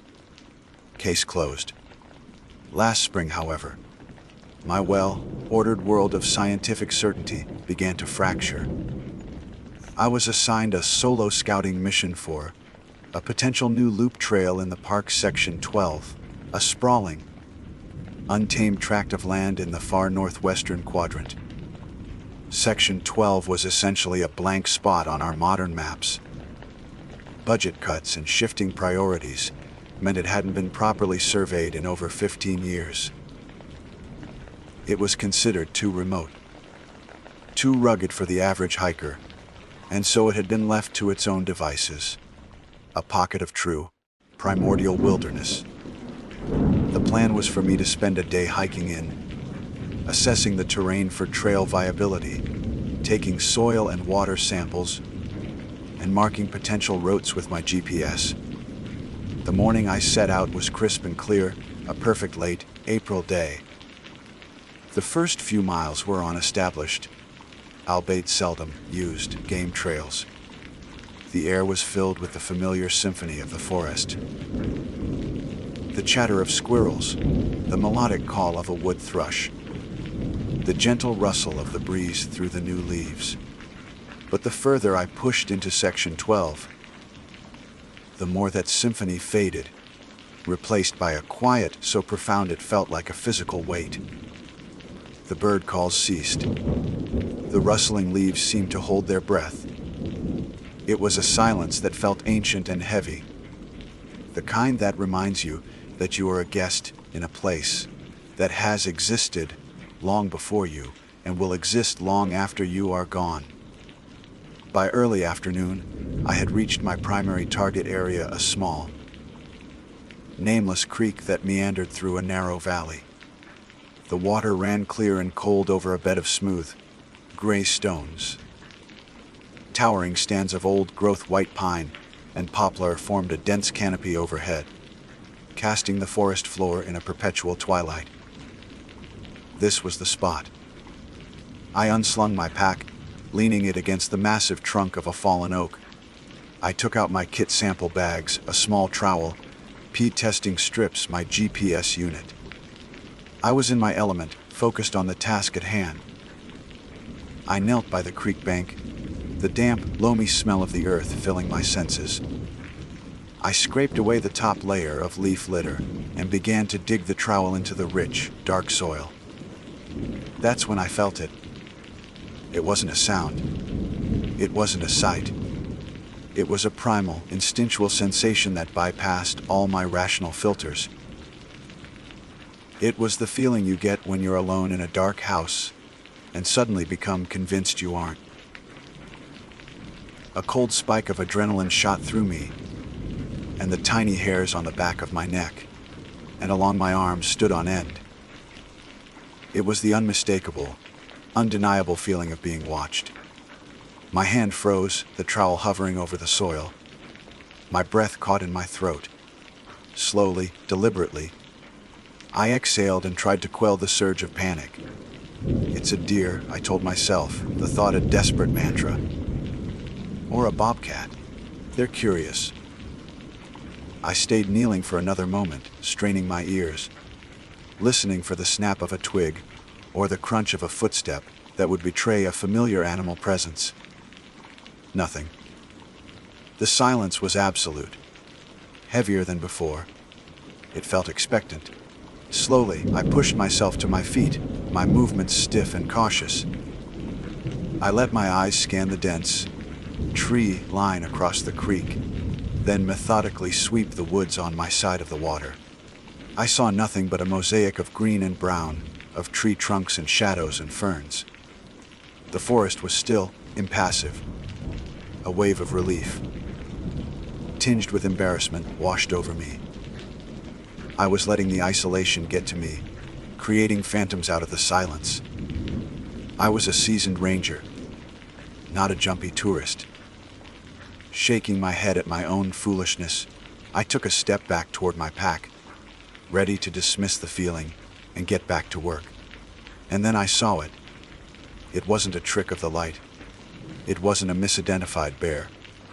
It was standing roughly 50 yards up the faint trail I'd been following, partially concealed by the immense, craggy trunk of a white pine. My first thought was a jumbled, nonsensical scramble to categorize what I was seeing. The sheer scale was wrong. It was huge, towering in a way that defied the natural order of the forest I knew so well. It had to be at least 8, maybe 9 feet tall. It was covered from head to foot in thick, dark brown hair. Not fur, but hair, that hung in matted, tangled clumps, like ancient Spanish moss. It stood on 2 powerful legs, its shoulders impossibly broad, wider than any bear's. It wasn't animalistic in its posture. It was humanoid. but built on a scale that shattered my understanding of biology. My mind, the skeptical, scientific mind, simply refused to process the image before me. It was like looking at a photograph of something that shouldn't exist, a living, breathing paradox. It just stood there, motionless, its form a pillar of dark, impossible life against the backdrop of the ancient woods. And it was watching me. For a stretch of time that I cannot measure, my world shrank to the space between me and the creature. Every rational thought, every piece of training, every scientific principle I had ever held dear, evaporated like mist in the sun. My heart hammered against my ribs with a frantic, primal rhythm, a drumbeat of pure terror. My mind, desperately trying to function, was a maelstrom of denial and disbelief. It's a bear on its hind legs. But the lie was hollow, a pathetic shield against an overwhelming truth. Bears are bulky, their posture often clumsy when upright. This being was proportioned like a giant, its stance balanced and sure. Bears have snouts. This creature had a face. I couldn't make out the fine details from that distance, and I was morbidly grateful for it. But I could see enough. The face was framed by the same matted, dark brown hair that covered its body. It was flatter than an ape's, the brow heavy and pronounced, casting its eyes in deep shadow. I couldn't discern their color, but I could feel their gaze. An intense, unnervingly intelligent focus that stripped me bare. It wasn't the predatory glare of a bear or a cougar. It was something far more unsettling. It was the calm, appraising look of a thinking being. There was a weight of consciousness behind those eyes, a sense of ages that made my own brief existence feel flickering and insignificant. My ranger training screamed a dozen contradictory commands in my head. Don't show fear. Don't run. Make yourself look bigger. Speak in a calm, low voice. Back away slowly. But my body was locked in place, my feet seemingly fused to the forest floor. My hand, which had been hovering over my pack, twitched with the aborted instinct to reach for the canister of bear spray on my belt. The thought died as soon as it formed. The idea of using bear spray on this entity was so laughably, suicidally inadequate that it bordered on insane. It would be like trying to stop a tidal wave with a teacup. We stood there in a tableau of impossible silence. The only sound in the entire world was the frantic thumping in my chest and the rush of blood in my ears. I didn't know if seconds or minutes passed. It felt as though the ancient forest itself was holding its breath, waiting to see what would happen. There was no aggression in its posture, no bared teeth or threatening posture. It just stood there, its presence an immense, undeniable fact that was systematically dismantling my reality. Then it moved. It took a single step forward, out from behind the partial cover of the white pine. The movement was fluid, deliberate, and impossibly powerful. Its foot, huge and dark, landed on the soft earth of the trail. The sound was not the sharp crack of a breaking twig, but a dull, heavy thud that seemed to resonate up through the soles of my hiking boots. I felt the vibration in my bones, a physical testament to the creature's immense weight. It was a sound of such profound mass that it seemed to shake the very ground I stood on. The sheer power required for such a quiet, controlled step was terrifying. My heart leaped into my throat, and a gasp of fear escaped my lips. I took an involuntary step back, my heel catching on a root. I stumbled, catching myself just before I fell. The creature stopped, its head tilting slightly, as if in curiosity. And then it did something that froze the terror in my veins and replaced it with a deep, chilling confusion. It raised its right arm. The limb was long and thick, corded with a muscle that was visible even beneath the shaggy hair. Its hand was enormous, the fingers thick and powerful. But it wasn't raised in threat. It didn't clench into a fist. It pointed. Its index finger, surprisingly long and distinct, was aimed directly down the trail past me, into the narrow valley where the creek flowed. The very valley I had been about to enter to continue my survey.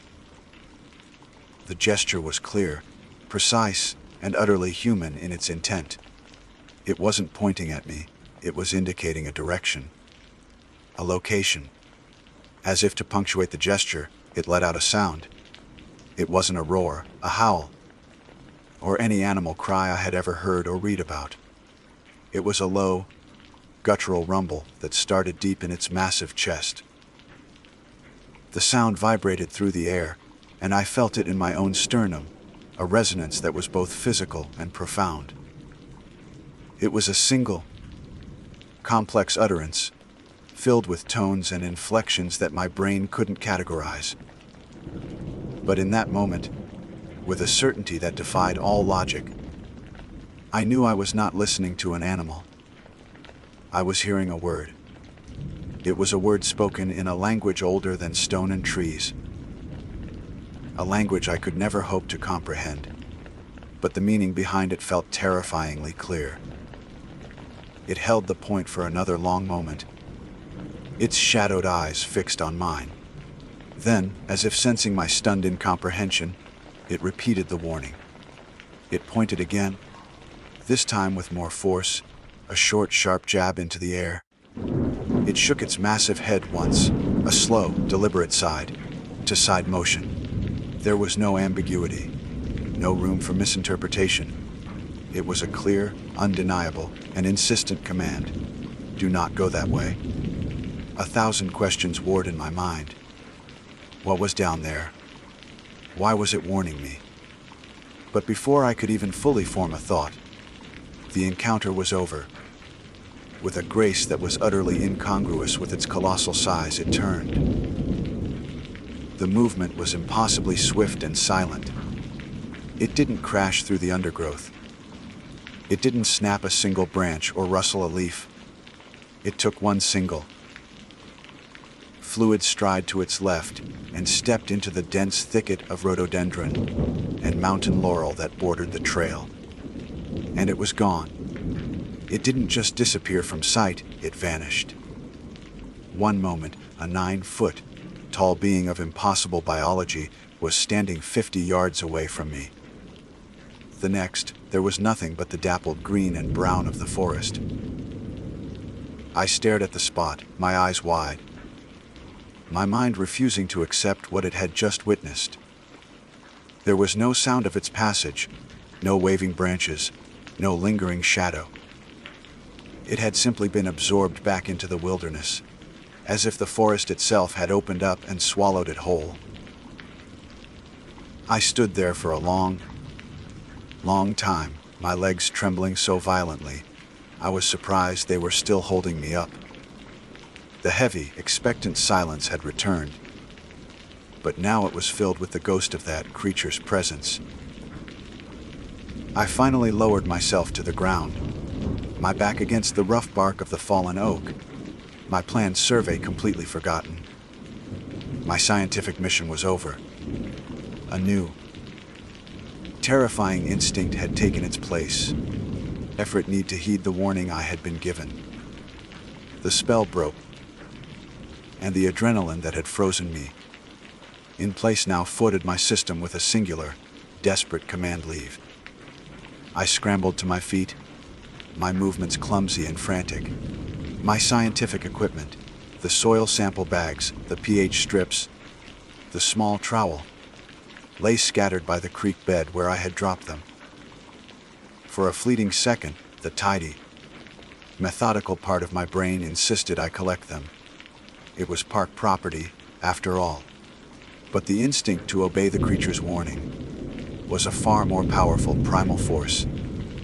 I left it all there. I grabbed my pack, fumbling with the straps, and swung it onto my shoulders without bothering to clip it properly. My plans for a new trail. My carefully plotted GPS waypoints. My entire professional mission for the day were now nothing but meaningless digital ghosts. The only route that mattered was the one back the way I came. As I turned and began to hike, almost at a run, back up the faint trail, a strange thing happened. The oppressive, heavy silence of the forest remained, but the feeling of being watched had changed. The unnerving, neck, prickling sensation of being stalked by something unknown was gone. In its place was something else, something I could barely put a name to. It was a feeling of presence, of quiet observation, but it was no longer menacing. It felt protective. As I crashed through the undergrowth, my heart still pounding, I felt as though a silent escort was walking parallel to me, just beyond the veil of the trees, ensuring I was following its directive.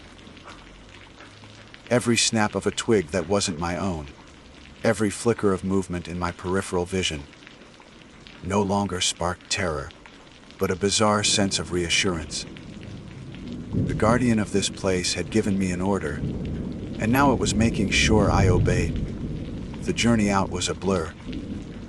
I don't remember much of the terrain, only the burning in my lungs and the frantic need to put distance between myself and that valley.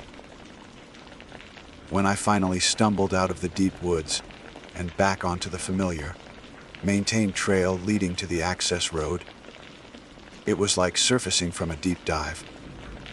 The air felt thinner, the sounds of birdsong slowly returned, and the world began to resemble the one I had known that morning.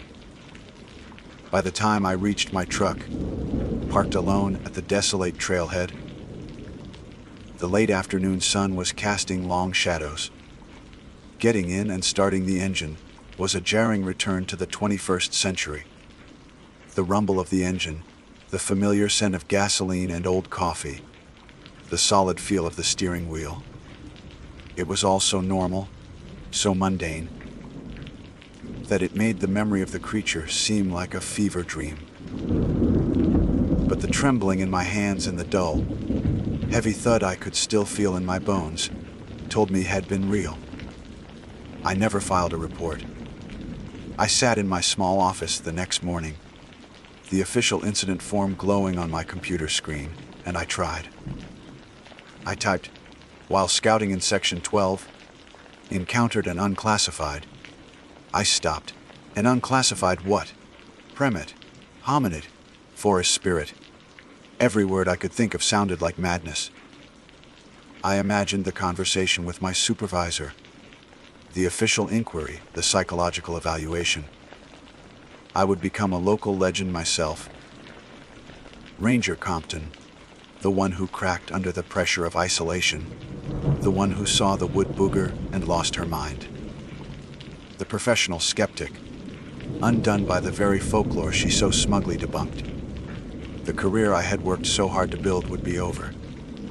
So, I deleted the text, shut down the computer, and sealed the memory away in the deepest, most guarded part of my mind. The next 2 days were agony. I went through the motions of my job, leading a small group of bird watchers and answering questions about park regulations. But I was a ghost. My mind was constantly replaying the encounter. The immense size, the intelligent eyes, the pointing arm, the resonant word, like sound. The warning. An inexplicable sense of dread settled over me. I found myself obsessively checking the weather forecast on my phone. The reports were innocuous, partly cloudy, a chance of spring showers, nothing unusual.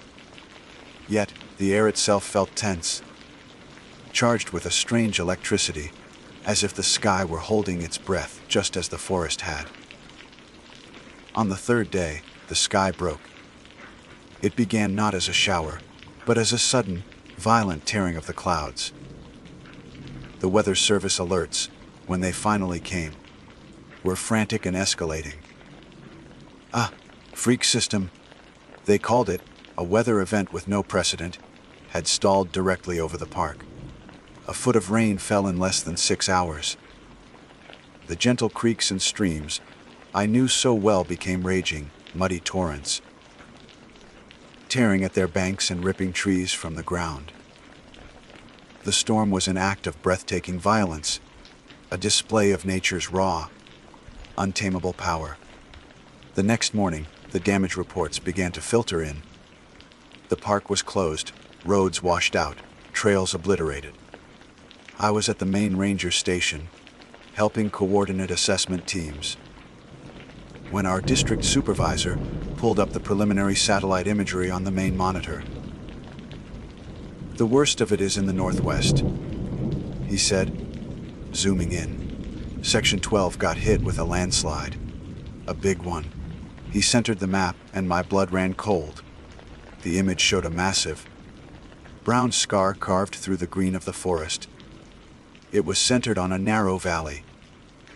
I recognized it instantly. It was the valley of the nameless creek. The little spot where I had knelt to take soil samples, the place I had been about to enter to continue my survey, was gone. Not just flooded, but scarred from the face of the earth. A catastrophic landslide, triggered by the deluge, had cascaded down the steep slopes. Trees, boulders, and tons upon tons of earth and rock had roared through the valley, wiping it clean, erasing it from existence. If I had continued on my original path that day, if I had dismissed that feeling of being watched, if I had ignored that impossible creature's warning, I would have been right in the middle of it. There would have been nothing left of me to find. I never told anyone what I saw in those woods. They would say I was lucky or crazy or both. But I know what happened. I stand at the edge of the wilderness now, with a new kind of respect, a humility that borders on reverence. That creature wasn't a monster from a spooky story. It wasn't a myth to be debunked. It was another kind of ranger, a guardian that has been walking these mountains for millennia longer than we have. It knows their deepest secrets, and it understands their most profound dangers. And for some reason I will never comprehend, on that clear spring day, it decided to share one of those secrets with me. My name is Ballard Stowers. I hold the title of Law Enforcement Ranger with the National Park Service, a position that is equal parts conservationist, peacekeeper, and steward of the wild places most people only see on postcards. Before I wore the NPS arrowhead, I wore the flag of my country on my sleeve. 2 tours in Afghanistan, embedded in the rugged heart of the Hindu Kush, taught me the brutal realities of conflict. I have witnessed the depths of human cruelty and the fragility of life in ways that leave an indelible mark on a man's soul. I've seen things that would make most people's blood run cold. I am not, by any measure, a man who is easily rattled. But what I encountered in the deep, shadowed hollows near the old TNT area of West Virginia, that wasn't combat. It wasn't human. It was something else entirely, something ancient and alien that defied every law of nature I was sworn to uphold. The trouble began subtly, as it often does in these mountains. It started with whispers carried on the autumn wind, traded over rusting fence posts and in the dim light of the town's single stoplight general store. Reports had been trickling in for weeks, first from the outlying farms and then creeping closer to the park boundaries. Cattle, prime stock, were being found dead in their pastures. It wasn't the work of coyotes or a rogue bear. I've seen what they leave behind. This was different. The animals weren't mauled or eaten. They were arranged, left in the center of fields, often with surgical-like incisions, yet drained of every drop of blood. There were never any tracks. Not from a predator, not from a vehicle, not even from the perpetrator. The ground around the carcasses remained pristine, as if the poor beasts had simply laid down and given up the ghost. The locals, old-timers whose families had clung to these hills for generations, were whispering a name I'd only ever read about in cheesy paranormal paperbacks and on late-night conspiracy websites. Mothman. I dismissed it. Of course, it was my job to be rational, to find logical explanations for illogical events. In isolated communities, fear is a contagion, and folklore is its most effective vector. I figured it was a combination of mass hysteria and a morbid prankster, someone getting their kicks by preying on local superstition. My official reports listed the cause of death as unknown, pending further investigation, a sterile, bureaucratic phrase for something that felt profoundly unsettling. My investigation led me down a series of dead ends. I spent days hiking the perimeter of the affected farms, my boots crunching on fallen leaves, my eyes scanning for any sign of entry. Nothing. I interviewed the farmers, their faces etched with a fear that was deeper than the loss of livestock. They spoke of a feeling, a palpable sense of being watched from the tree line, of a strange, oppressive silence that would fall over the woods just before dusk. Their dogs, normally brave and loud, would cower and whine in their pens, refusing to go out after dark. As the weeks wore on, the phenomenon escalated. The reports grew stranger. People spoke of fleeting shadows of a massive shape, gliding between the trees at the edge of their vision. They described a high, pitched, metallic screeching that seemed to come from the sky itself, a sound that set their teeth on edge and made the fillings in their molars ache. I started running night patrols, my patrol truck a lone island of light and steel in an ocean of encroaching darkness. The forest I had come to know and respect felt different at night now. It was watchful, hostile. The night I saw it, the air was cold and still, heavy with the scent of damp earth and decaying pine. I had parked my truck on a gravel access road, a high vantage point overlooking the Miller farm, which had lost 2 heifers in as many weeks. It was just after midnight. The moon was a sliver, offering little illumination, and the stars were a brilliant, cold canopy overhead. The silence was absolute, the kind that rings in your ears. And then I saw them. 2 red lights glowing with a soft internal luminescence. They weren't reflections. They were about 100 yards away, near the edge of the woods that bordered the far pasture. At first, my brain struggled to categorize the image. Taillights. But there was no road there. A drone. Unlikely out here. I raised my binoculars, the cold metal pressing against my face. The lights were perfectly circular, about the size of dinner plates, and they hovered motionlessly in the darkness. They blinked, slowly and in perfect unison, and a jolt of pure, primal adrenaline shot through me. I wasn't looking at lights. I was looking at eyes. My hand, slick with a sudden sweat, fumbled for the switch to my roof-mounted spotlight. I took a deep breath, my heart hammering against my ribs, and flipped it on. A powerful, focused beam of white light cut through the darkness, and the thing that stood there froze me to my seat. It was immense. 7 feet tall, at least.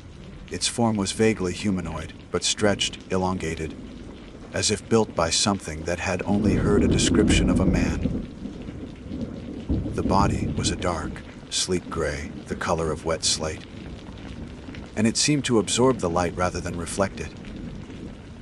From its back sprouted a pair of enormous, moth-like wings, folded tight against its body like a closed cloak. They were intricately patterned, a complex mosaic of grays and blacks that seemed to shift and swirl even in the harsh glare of the spotlight. Its head, small and featureless save for those two burning eyes, turned slowly, deliberately to face me. The movement was fluid, unnatural. Those red eyes, they didn't just glow, they burned through the beam of my light, 2 points of crimson fire in the oppressive dark. And in their depths, I saw something that terrified me more than any snarling beast ever could. There was no malice, no animalistic rage. There was only a profound, unnerving, and utterly alien intelligence. It was looking at me, seeing me, and I felt a deep, bone-chilling certainty that it knew exactly who I was and why I was there. Then it moved. It unfolded its wings. The motion was accompanied by a low, tearing sound, like ancient leather being stretched to its breaking point. The wingspan was staggering, at least 10, maybe 12 feet across. For a heart-stopping moment, it stood there, a terrifying silhouette against the black woods, its wings fully extended. Then, with a single, powerful, and utterly silent downbeat, it launched itself straight into the air. It didn't flap like a bird or a bat. It ascended vertically, like a helicopter, with a grace that defied its impossible size.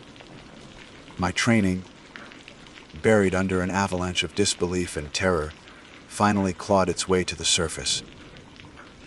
I cranked the ignition, the engine roaring to life and shattering the silence. I grabbed the radio handset, my voice cracking as I tried to report what I was seeing. "Dispatch, this is Ranger Stowers. I have eyes on something. A large, winged humanoid." The words sounded insane even as I said them. I slammed the truck into drive and peeled out, gravel spitting from under the tires. I had to get away, to put distance between myself and that thing. But it followed. Glancing in my rearview mirror, I saw it pacing my truck from above, a dark crucifix against the stars, its red eyes fixed on me. It easily kept up as I pushed the truck to 60, then 70, on the treacherous gravel road.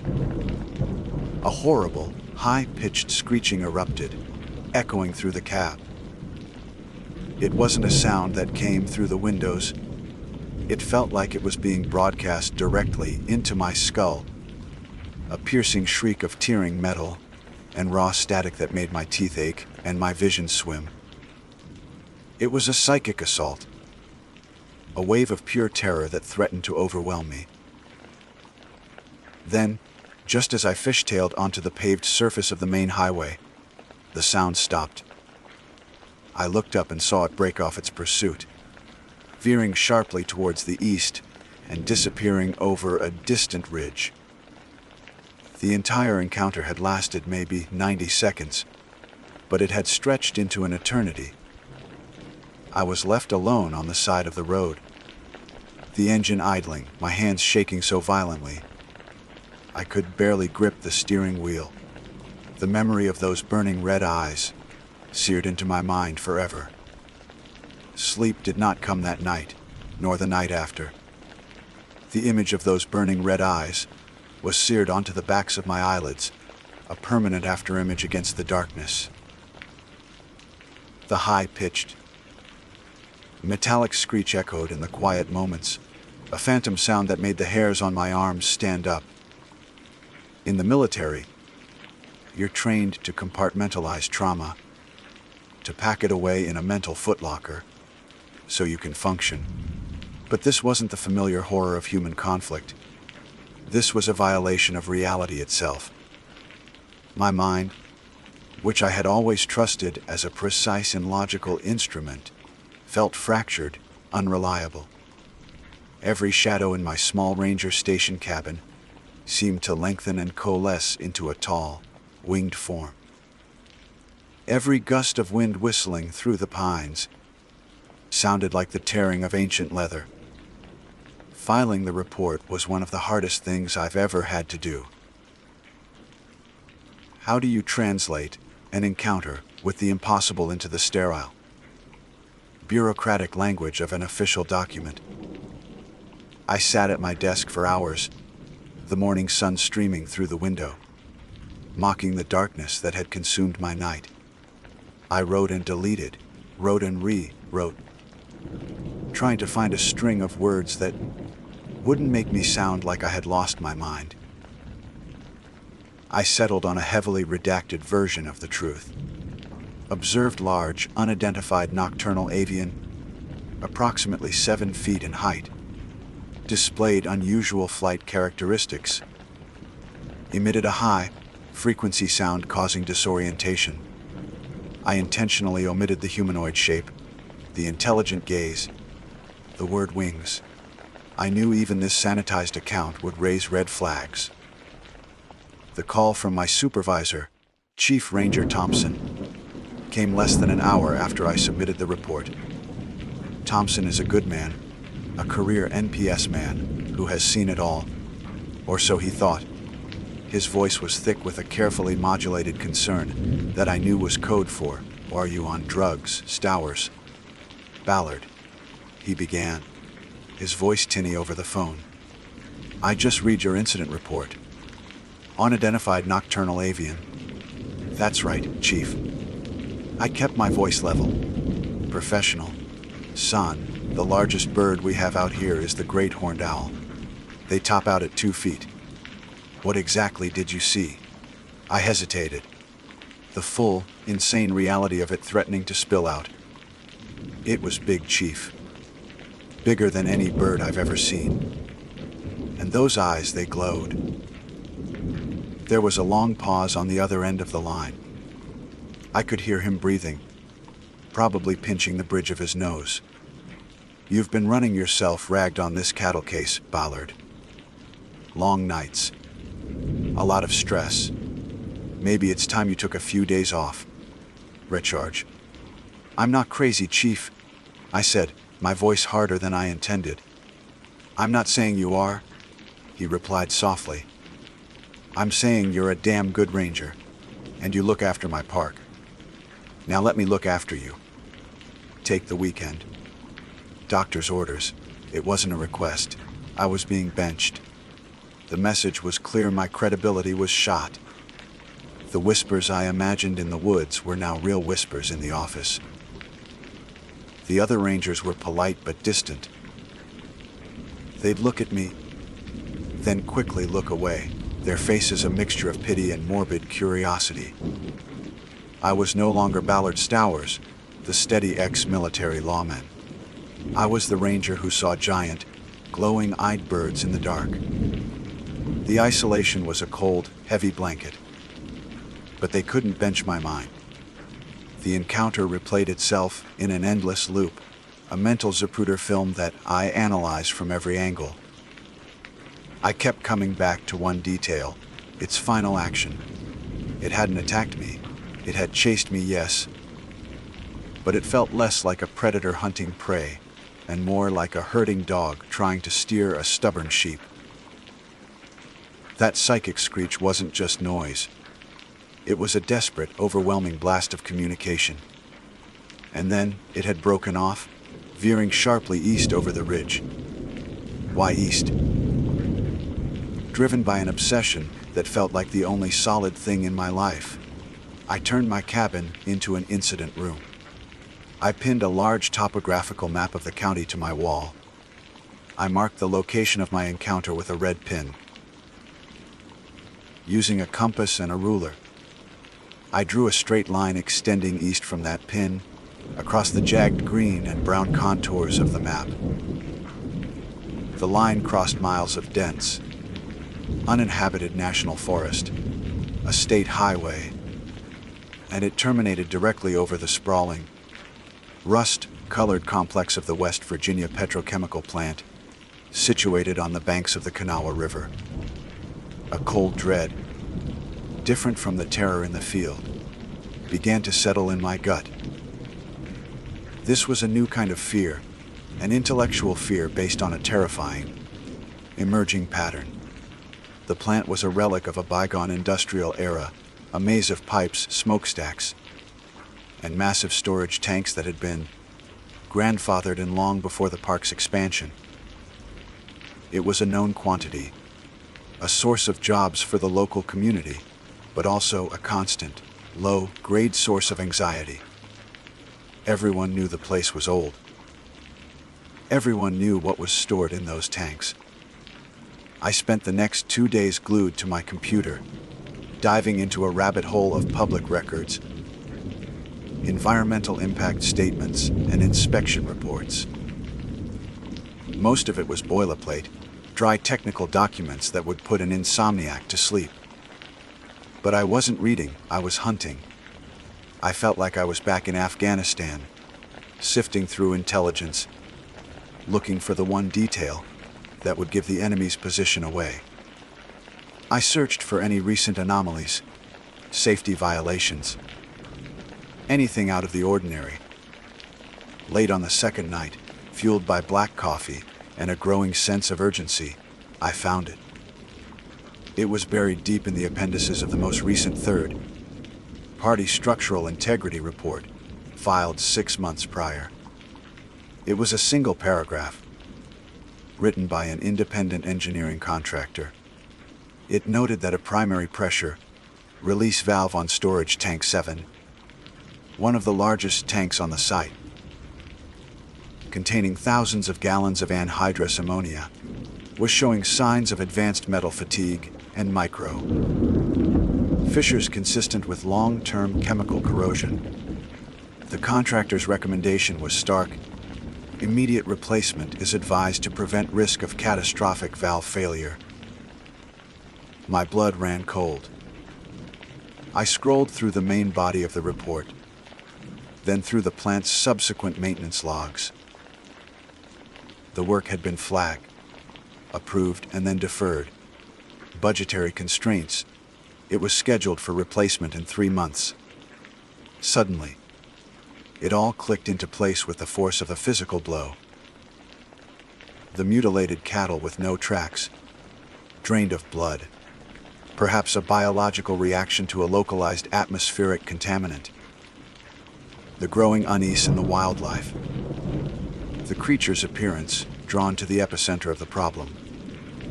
Its desperate, terrifying attempts to get my attention, to communicate in the only way it knew how.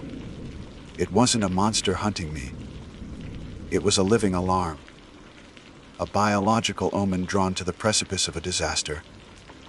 The legend of the Silver Bridge collapse in '67. The stories of Mothman sightings right before the tragedy. It wasn't a harbinger of doom. It was a warning. My hands were shaking again, but this time it wasn't from fear. It was from a terrifying clarity. I looked at the line on my map, a straight, undeniable arrow pointing from a creature of impossible myth to a very real, man-made catastrophe waiting to happen. A failure of that valve would release a toxic cloud that would roll down the valley, silent and invisible. It would kill every living thing in its path for miles, including the small town of Point Pleasant. The 90 seconds of terror I had experienced on that gravel road was nothing compared to the horror that was brewing inside that rusting metal tank. I didn't know what the creature was or where it came from, but I knew, with a certainty that chilled me to the bone, that it had tried to save us, and I might be the only person who had listened. The revelation didn't bring relief, only a new and heavier kind of dread. The shaking in my hands subsided, replaced by a cold, sharp focus. The fear of the unknown had been supplanted by the terror of the known.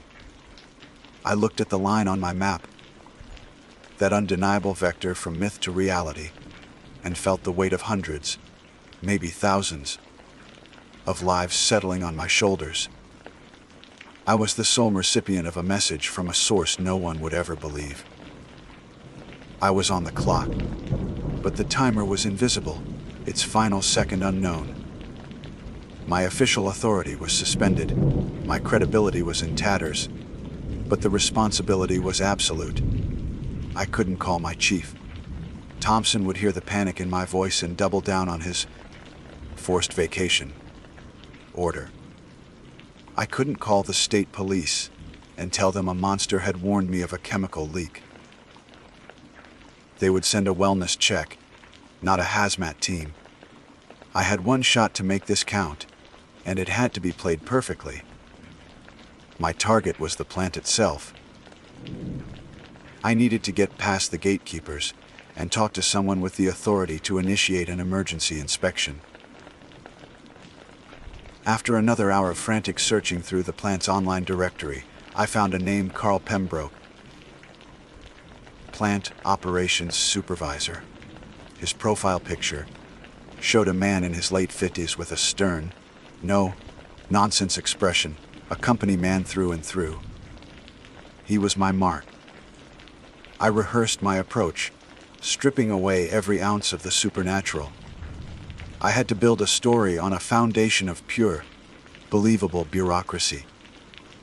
My call went through a series of automated menus before I finally reached a human operator who sounded bored and overworked. I used my full title, letting the words Law Enforcement Ranger, National Park Service hang in the air. Federal authority, even from a park ranger, still carries weight. I stated I had an urgent safety matter to discuss with Mr. Pembroke regarding a potential EPA violation. The mention of the Environmental Protection Agency was the key. It was a bureaucratic boogeyman that could open doors. After a long, crackling hold, Pembroke's gruff voice came on the line. "Pembroke, you've got 2 minutes. Mr. Pembroke, my name is Ranger Ballard Stowers." I began, my voice a carefully controlled monotone. "We've been conducting environmental monitoring in the park adjacent to your facility. Our sensors have picked up intermittent low-level atmospheric traces of anhydrous ammonia. The dispersal pattern, when cross-referenced with meteorological data, suggests a possible point of origin within your fence line." It was a complete fabrication. A house of cards built on a foundation of terror. But it was delivered in the bland, technical language he would understand. "That's impossible." He scoffed, exactly as I expected. "Our perimeter sniffers are state-of-the-art." They would have screamed bloody murder. "Your equipment must be faulty, Ranger." "Our equipment was calibrated this morning." I lied smoothly. "The readings are faint, which might suggest a slow, high-altitude leak. Perhaps from a pressure valve or a seal on one of the larger tanks." I was leading him, feeding him the details I needed him to find. "Which tank?" he asked, a flicker of professional curiosity in his tone. "The data points towards the northern sector of your facility. The older tanks. Maybe Tank 7. There was a pause. I could almost hear the gears turning in his head. The mental calculation of risk versus the monumental hassle of an unscheduled inspection. Tank 7 was inspected 6 months ago. It's fine. This was the critical moment. I dropped the calm, professional demeanor and let a calculated urgency bleed into my voice. "Mr. Pembroke, I have the third-party inspection report from that audit on my screen right now. I'm looking at Appendix C, the addendum from the independent contractor, which flagged the primary pressure valve on Tank 7 for advanced metal fatigue and recommended immediate replacement. A recommendation that was deferred. Sir, if that valve fails, we aren't talking about an EPA fine. We're talking about a catastrophe. I'm legally obligated to report my sensor readings up the chain of command. But I'm calling you first, as a courtesy.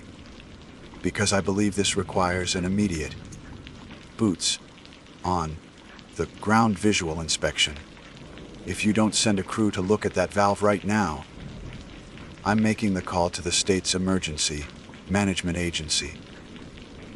And then we'll both be dealing with a much bigger headache.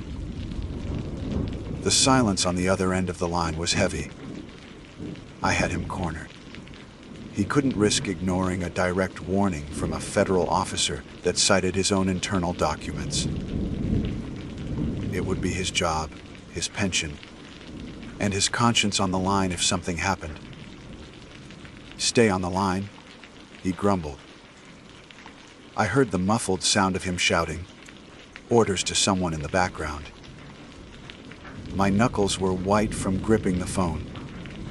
After what felt like an eternity, he came back. "I've got a maintenance crew heading over to Tank 7 now. You were saying this was a courtesy call, Ranger. Well, courtesy doesn't involve threats. When my men find nothing, you and I are going to have another conversation." The line went dead. The next hour was the longest of my life. I sat in my silent cabin, staring at the map on the wall, the red pin a malevolent eye staring back at me. I was a gambler who had pushed all his chips into the center of the table based on a ghost story. If the crew found nothing, my career was over. I would be a laughingstock, the crazy ranger who cried wolf. But if they found something, my phone rang. The sound so jarring it made me jump. The caller ID was the plant's main line. I answered on the first ring, my mouth dry. It was Pembroke. His voice was completely different. The bluster and arrogance were gone, replaced by a thin, reedy tone of pure shock. "They found it," he whispered. "The valve, the casing is fractured all the way through. The only thing holding the pressure was a single, retaining bolt and the morning frost." The lead engineer said. He said a change in temperature. The vibration from a passing truck. Anything could have set it off. He said it wasn't hours from failure. It was minutes. I leaned back in my chair, the tension draining out of me so fast I felt lightheaded. "Evacuate the immediate area," I said, my own voice sounding distant. "Follow your emergency protocols." "We already are," Pembroke said, his voice trembling. "God Almighty, how did you know? Your sensors, they couldn't have picked this up. How did you know to check that specific valve?" I looked at the dark woods outside my window. What could I tell him? The truth was impossible. The lie had served its purpose. "I had a hunch," I said quietly, and hung up the phone. I never saw the creature again. In the days that followed, the story that trickled out was one of a diligent park ranger whose new environmental sensors had caught a 1 in a million anomaly, averting a major disaster. I was quietly praised for my the book handling of the situation. Chief Thompson clapped me on the shoulder, a look of profound confusion in his eyes, and my file was updated with a commendation instead of a psych evaluation. The dead cattle were forgotten, written off as an unsolved mystery. But I know the truth. I don't sleep in the deep woods anymore. I can't look at the night sky without scanning for 2 burning red lights. The fear I felt in Afghanistan was the fear of a man with a gun. It was tangible, understandable. You could fight it. This is a different, deeper horror. It's the chilling realization that we are not alone, that we are being watched by entities that operate on laws we cannot comprehend.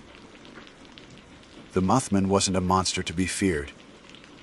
It was a messenger, an omen drawn to the scent of our own self-destruction. It was a living alarm system for a species too blind and arrogant to see the disasters it builds for itself. I don't know what it is or where it comes from, but I know it tried to save us. And that's simple.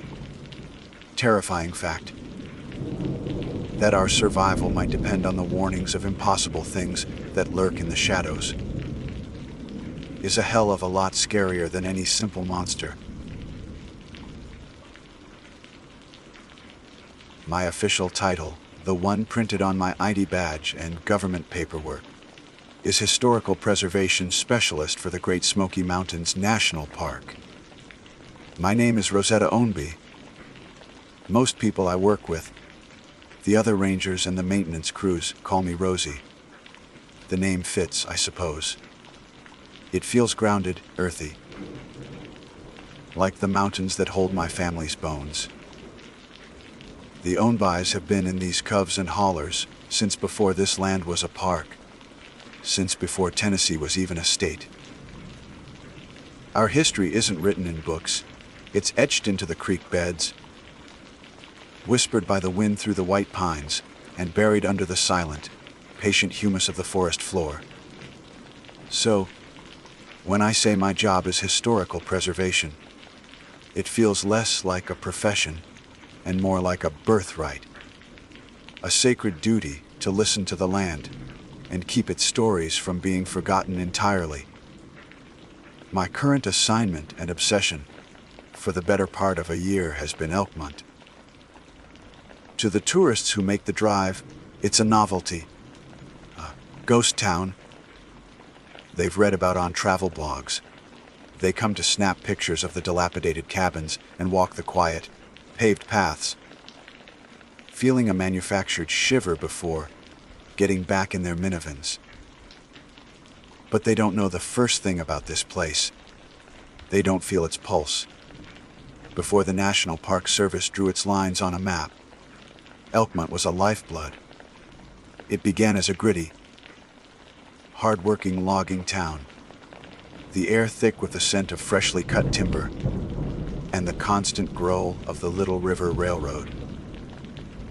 Men carved a living from the mountainsides, and their families made a home here, their lives dictated by the whistle of the mill and the turning of the seasons.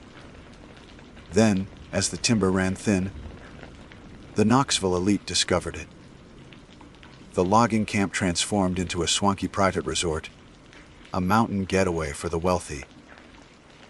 They built their vacation cottages, formed exclusive social clubs, the Appalachian Club, the Wonderland Club, and spent their summers here, escaping the city heat. They hosted lavish parties, held dances, and made promises to each other under the stars, believing their idyllic retreat would last forever. Now, it's a place caught between two worlds, and my job is to walk that line. I document the decay. I measure the sag of a porch roof, photograph the intricate patterns of mildew on wallpaper, and catalog the slow, inexorable victory of nature. Moss, thick as a plush carpet, smothers stone chimneys. Kudzu vines, like green tentacles, pull apart verandas board by board. The forest is swallowing Elkmont whole, digesting its history with a quiet, relentless patience. And with that digestion comes a feeling. It's not an evil feeling. Not in the way you might imagine a traditional haunting. It's a profound and heavy melancholy, a quiet that seems to listen. It clings to the air, settling in the hollows of the decaying cottages like morning fog, a palpable sense of loss. I've worked in other historic areas of the park, Cades Cove, Cataloochee, and they all have their echoes. You might catch a scent of wood smoke where no fire has burned for a century, or hear the faint laughter of a child on the wind. But Elkmont is different. The memory here is stronger, more coherent.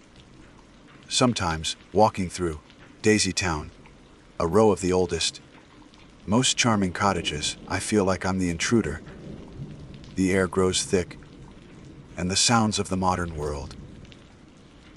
The distant hum of a car on the main road, the chirp of my own radio, seem to thin out, as if being muted by a more dominant frequency. Other rangers feel it too. We don't talk about it much, not officially, but we trade stories in hushed tones over coffee. A maintenance worker swore he saw a woman in a long white dress standing on the porch of cabin Fay 21, only for her to vanish when he blinked. Another ranger, a stoic ex-military man, refused to patrol Elkmont after dusk after hearing a phantom train whistle, clear as day, right where the tracks used to be. This particular evening in late October, the park was putting on its final, glorious display of color. The maples were a fiery scarlet, the hickories a brilliant gold, all set against the deep, unchanging green of the pines and hemlocks. I was working late, trying to finish my assessment of the Jake's Creek cottage before a forecasted week of rain moved in. My task was mundane, documenting water damage in the main living area. I had my clipboard, my digital camera, and a heavy-duty mag light, its beam cutting a clean white circle in the gathering gloom. The sun had dipped below the ridge, plunging the cove into that magical, transitional period photographers call the blue hour. The world was losing its sharp edges, softening into shades of indigo and violet. The deep, velvety dark you only experience miles from the glow of a city was beginning to settle in the woods, bringing with it an intensified silence. The daytime chorus of birds and insects had faded, replaced by the gentle hiss of the little river over smooth stones and the occasional rustle of a nocturnal creature in the undergrowth. I was on my knees, angling my flashlight to capture the extent of rot where the floorboards met the stone fireplace. When I first heard it, it was so faint I thought it was a trick of the wind in the trees. A high-pitched whine that my brain was trying to shape into something familiar. I paused, holding my breath, and listened. The sound came again, clearer this time. It was music. Specifically, it was the tinny, slightly off-key sound of an old upright piano playing a jaunty ragtime tune. My blood went cold. My first rational thought was trespassers. It was a constant problem. Kids from nearby towns, amateur ghost hunters, or just curious tourists who ignored the no entry signs. Annoyance quickly replaced my initial fear. It was dangerous for them and a headache for us. I clicked off my camera, grabbed my heavy mag light, and stood up, my joints protesting the cold floor. The music was accompanied by another sound now, a low, indistinct murmur. It sounded like voices, a crowd of people talking and laughing. The sounds were drifting from the direction of the old Appalachian clubhouse, a large, rambling structure about 100 yards down the path.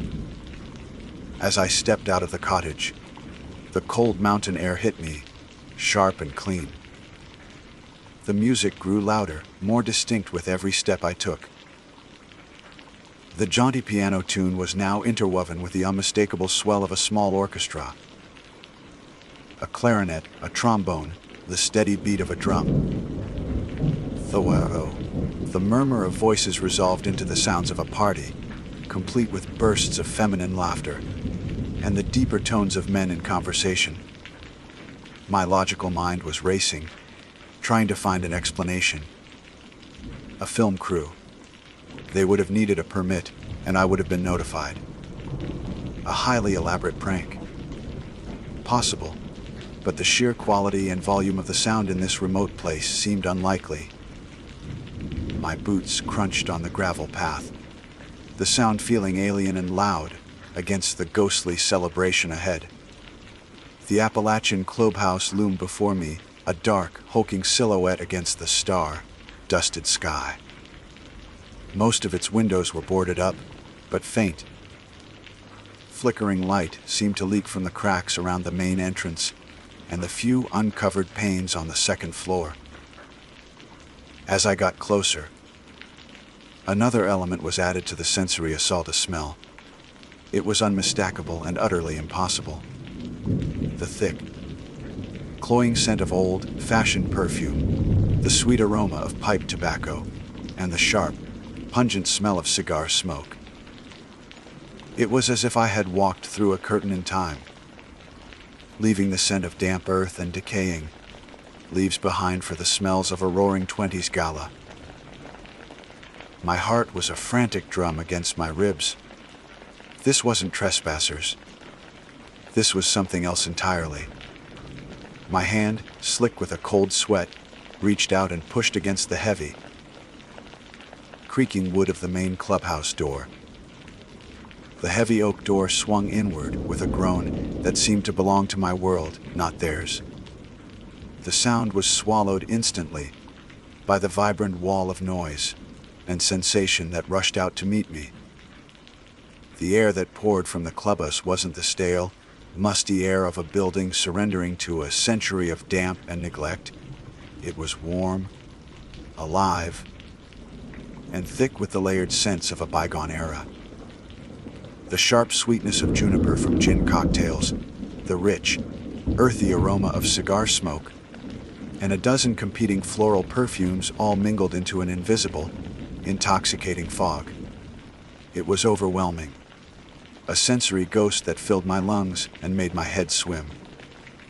For a dizzying moment, the world tilted, my mind struggling to reconcile the impossible reality before me. I stood frozen in the entryway, a silent observer from the wrong time. The grand hall of the Appalachian Clubhouse, a space I knew intimately from my work, was utterly transformed. In the present, its floorboards were warped and water-stained, many of them rotted through entirely. The plaster on the walls was cracked and peeling, revealing the dark skeletal laths beneath. A thick coat of dust and grime covered every surface, but that's not what I saw. Before me, the floor was polished to a honey gold sheen, reflecting the light of a dozen phantom chandeliers that blazed with a soft, warm incandescence. The walls were whole, covered in elegant floral wallpaper. In the center of the hall, a full band occupied a raised platform that I knew for a fact had collapsed into a pile of splintered wood 5 years ago. A man in a crisp tuxedo played the ragtime tune on a grand piano, his fingers dancing over keys that were no longer there. Beside him, other musicians, on clarinet, trombone, and drums, swayed to the rhythm, their forms shimmering, insubstantial. And everywhere there were people. Dozens of them. Men in sharp black tuxedos with slicked back hair stood in small groups, holding glasses of champagne. Women in stunning flapper dresses, adorned with sequins, beads, and fringe that swayed with their movements, mingled and laughed, their voices a soft, echoing murmur beneath the lively music. They danced the Charleston with a joyous, carefree energy, their feet gliding across the polished floors. They were breathtakingly real and yet utterly impossible. Their forms were translucent, like figures in a fading, sepia-toned photograph brought to life.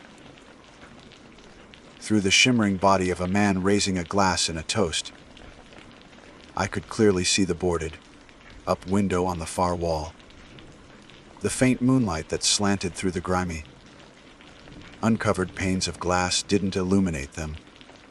It passed right through them, casting their faint, moving shadows on the floor beside my solid, opaque ones. My training, my rational mind, screamed at me to retreat, to document this from a safe distance, to call it in. But I was mesmerized. This wasn't a frightening spectacle. It was profoundly, etchingly beautiful. It was history, not as a collection of dusty artifacts and decaying structures, but as a living, breathing moment. My feet, acting of their own accord, carried me forward, out of the doorway and into the grand hall. I expected the air to grow cold, a common trope in ghost stories, but the temperature didn't change. The phantom warmth remained, as I walked slowly toward the center of the room. The ghostly party goers paid me no mind. It was as if I existed on a completely different plane of reality. I was the ghost in their world. A couple locked in a graceful waltz spun directly through the space I occupied. I felt nothing but a fleeting, localized drop in temperature. A sudden coolness that passed as quickly as it came, raising the hairs on my arms. They didn't falter, their ghostly eyes locked on each other, lost in their own private universe. I was standing in the middle of a time slip, a memory etched so deeply into the very bones of the building that it was doomed to play out, over and over, for eternity. This wasn't a haunting born of violence or terror. It was something far more sorrowful. These were the spirits of a vibrant community, a place that was the center of their world. These were the ghosts of people who were told their leases on this land, their piece of paradise, would last a lifetime. They were the echoes of a promise that was broken when the government decided a park was more important than their homes. The park was created, the leases were eventually terminated, and the community was slowly, inexorably dismantled. They weren't haunting the building. They were the building's memory, trapped in an endless loop of their happiest moments, forever celebrating a future that would never come to be. A woman with stylishly bobbed dark hair and a dress of shimmering silver beads drifted past me, her arm linked with a handsome, smiling man. She wasn't looking at him, but past him, her translucent eyes filled with a dreamy, contented light that seemed to look right through me and into the heart of the night itself. As she passed, her voice, clear and ethereal, hung in the air for a moment. "Isn't it a marvelous evening?" She sighed to her partner. "Elkmont will shine forever." The words struck me with the force of a physical blow. The innocence, the certainty, the absolute belief in that statement. It was heartbreaking. The forever they believed in had lasted only a few more decades. My throat tightened with a shared, ancestral grief. My own great aunt had talked about the sadness of the Elkmont families, how they had to pack up their memories and the cabins their fathers had built. This wasn't just a historical event for me. It was personal. I felt a strange, magnetic pull, a deep desire to simply stay and watch, to listen to their fragmented conversations, to be a silent witness to their lost world. A deep, melancholic peace began to settle over me, quieting the frantic pounding of my heart. The ragtime music seemed to seep into my bones, its rhythm becoming my own pulse. The gentle laughter and murmuring voices were a soothing balm. And that, I realized with a sudden, sickening lurch of my stomach, was the most terrifying thing of all. The peace wasn't peaceful, it was predatory. I felt my own thoughts, my own sense of self, beginning to feel distant and fuzzy, like a radio station fading into static. The urgent need to document, to report, to understand. It was all dissolving. My focus on the water damage in the Jakes Creek cottage felt like a memory from someone else's life. My name, Rosetta Ownby, felt thin, like a word I'd read in a book long ago. I felt the powerful, grieving memory of the land itself trying to pull me in, to overwrite my own consciousness with its own sorrowful nostalgia.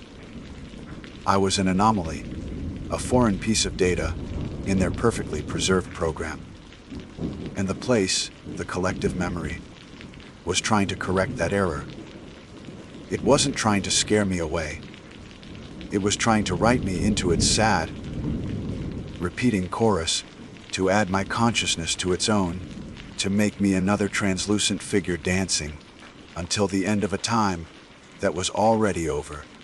A primal fear, deeper than any fear of ghosts, seized me. This was a fight for my own mind. I had to leave. Now. But my feet felt like they were rooted in the phantom floorboards. The desire to stay was a physical weight, a siren's call promising a beautiful, painless oblivion. I squeezed my eyes shut, trying to grasp a thought that was purely my own. My truck, the keys are in my pocket. My name is Rosie. I focused on the cold, hard feel of the maglite in my hand. It was real. It was from my time. I forced my legs to turn, each movement an act of supreme will, like wading through thick, setting concrete. I turned and fled, stumbling back towards the door, leaving the ghosts to their endless, tragic party. I burst through the clubhouse door and back into the solid, silent dark of the present. The heavy oak slammed shut behind me with a resounding boom, the noise shockingly loud in the profound quiet. It was like a spell breaking. The instant the door closed, the phantom world vanished. The music, the laughter, the warm, perfumed air, all of it was gone, snuffed out as if it had never been. I was left standing on the damp gravel path, bathed in the cold, indifferent light of the stars, with only the gentle hiss of the little river for company. I didn't wait to see if the sounds would return. I ran. It wasn't a graceful retreat. It was a panicked, stumbling flight fueled by a terror so deep it felt cellular. My heavy boots slipped on loose rocks, and I nearly fell twice, catching myself on the slick railing of a small footbridge.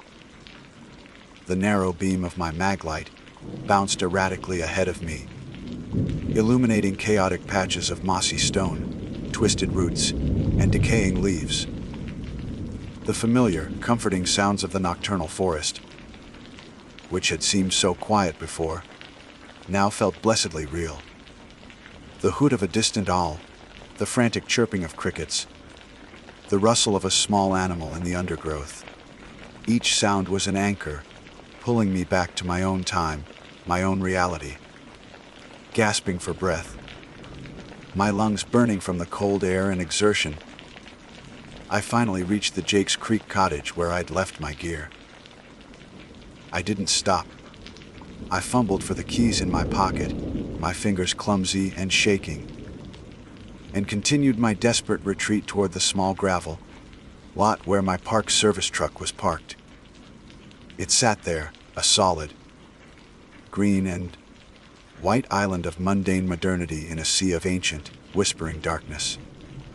I wrenched the door open, threw myself inside, and slammed it shut, ramming the lock button down with the palm of my hand. For several minutes, I just sat there in the driver's seat, the darkness of the cab pressing in on me, my own ragged breathing the only sound. My heart felt like it was trying to hammer its way out of my chest. I rested my forehead against the cold steering wheel, the plastic emblem pressing into my skin, and squeezed my eyes shut.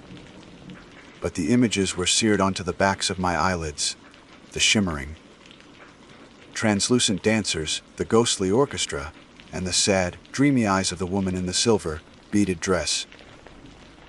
Elkmont will shine forever.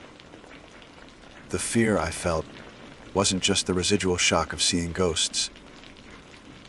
I've been around these mountains my whole life. I've heard the stories, and I've had my own small, unexplainable experiences. This was different. The true terror hadn't come from them, but from within myself. It was the memory of that seductive, peaceful pull, the feeling of my own identity, my own thoughts and memories, becoming thin and frayed, on the verge of being swallowed whole by something immense and sorrowful. The place hadn't tried to hurt me. It had tried to keep me. It had tried to absorb me into its unending memory loop, to make me another whisper in its sad, eternal chorus. Leaning back in the seat, I stared out the windshield into the impenetrable dark, where the cottages of Daisy Town stood. I finally understood.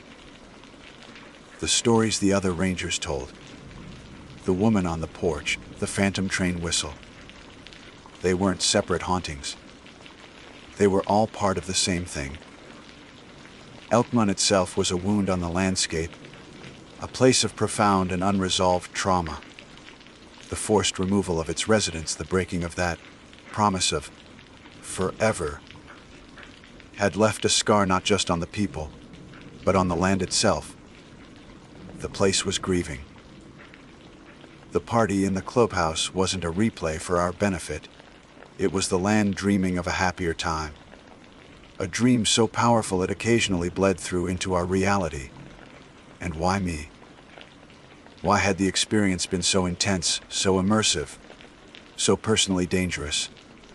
The thought settled with a heavy, chilling certainty. It was because of who I am, an Onbi. My family's memories are tangled in these same woods. We didn't belong to the Knoxville elite, but we were here, living on the periphery, part of the same ecosystem of humanity.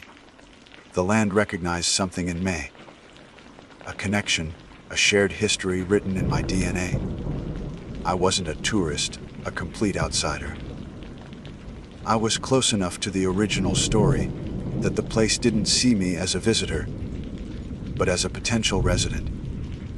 My own deep, rooted connection to these mountains, the very thing that defined me and my work, had made me vulnerable.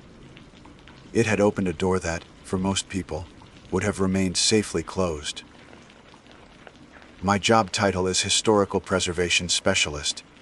I had always thought that meant preserving things. Wood, stone, paper. I now knew it was more complicated. How do you preserve a place that is actively preserving itself in such a dangerous way? I couldn't write this in any official report. I couldn't catalog the feeling of my consciousness dissolving or measure the psychic weight of a broken promise. This would be my secret, a heavy piece of knowledge I would have to carry alone. I turned the key in the ignition, and the truck roared to life, its headlights cutting two powerful beams through the darkness and illuminating the road ahead. The dashboard clock glowed with the time, a concrete number anchoring me firmly in the 21st century. As I put the truck in gear and pulled away, I glanced in my rearview mirror. The darkness where the Appalachian Clubhouse stood was absolute once more. There was no light, no sound, nothing to suggest the magnificent, tragic party that was still raging on, just outside the edges of perception. I left Elkmont that night with more than just field notes on water damage. I left with a new, terrifying respect for the power of place and memory. Some places don't just have memories, they are memories. They are living, breathing archives of joy and sorrow, love and loss.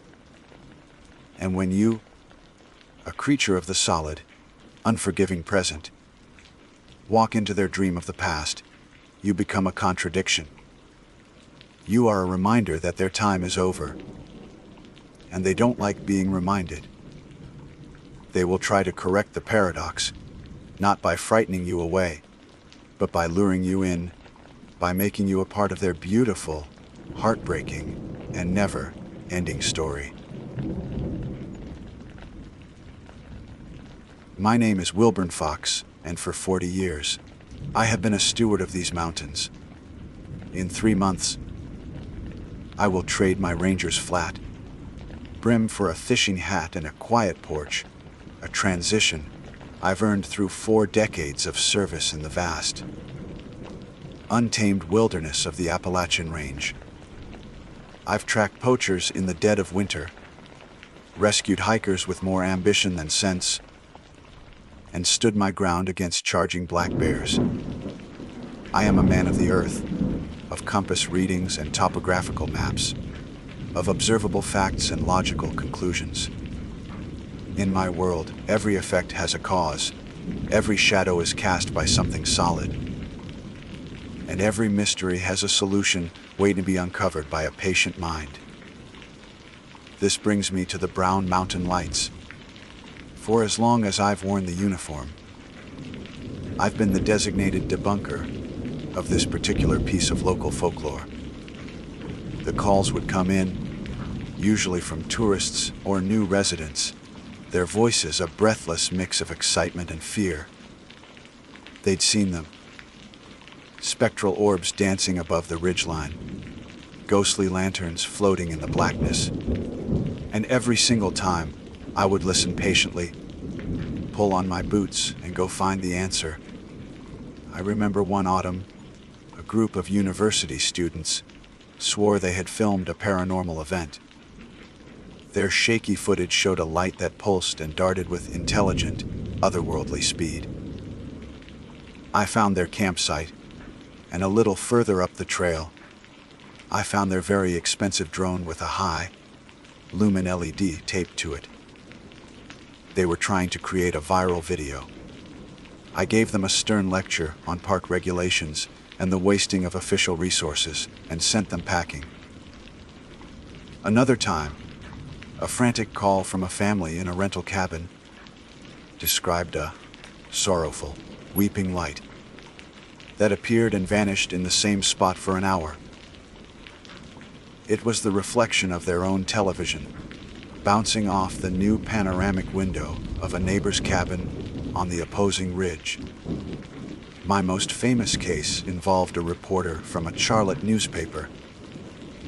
A series of steady, glowing lights had been appearing for a week straight, causing a local stir. The reporter was convinced it was supernatural. I spent 2 days tracking the angle, consulting weather charts, and driving the back roads. The explanation: a combination of a temperature inversion, which causes light to bend in strange ways, and a new, powerful set of lights installed at a distant logging facility in the valley.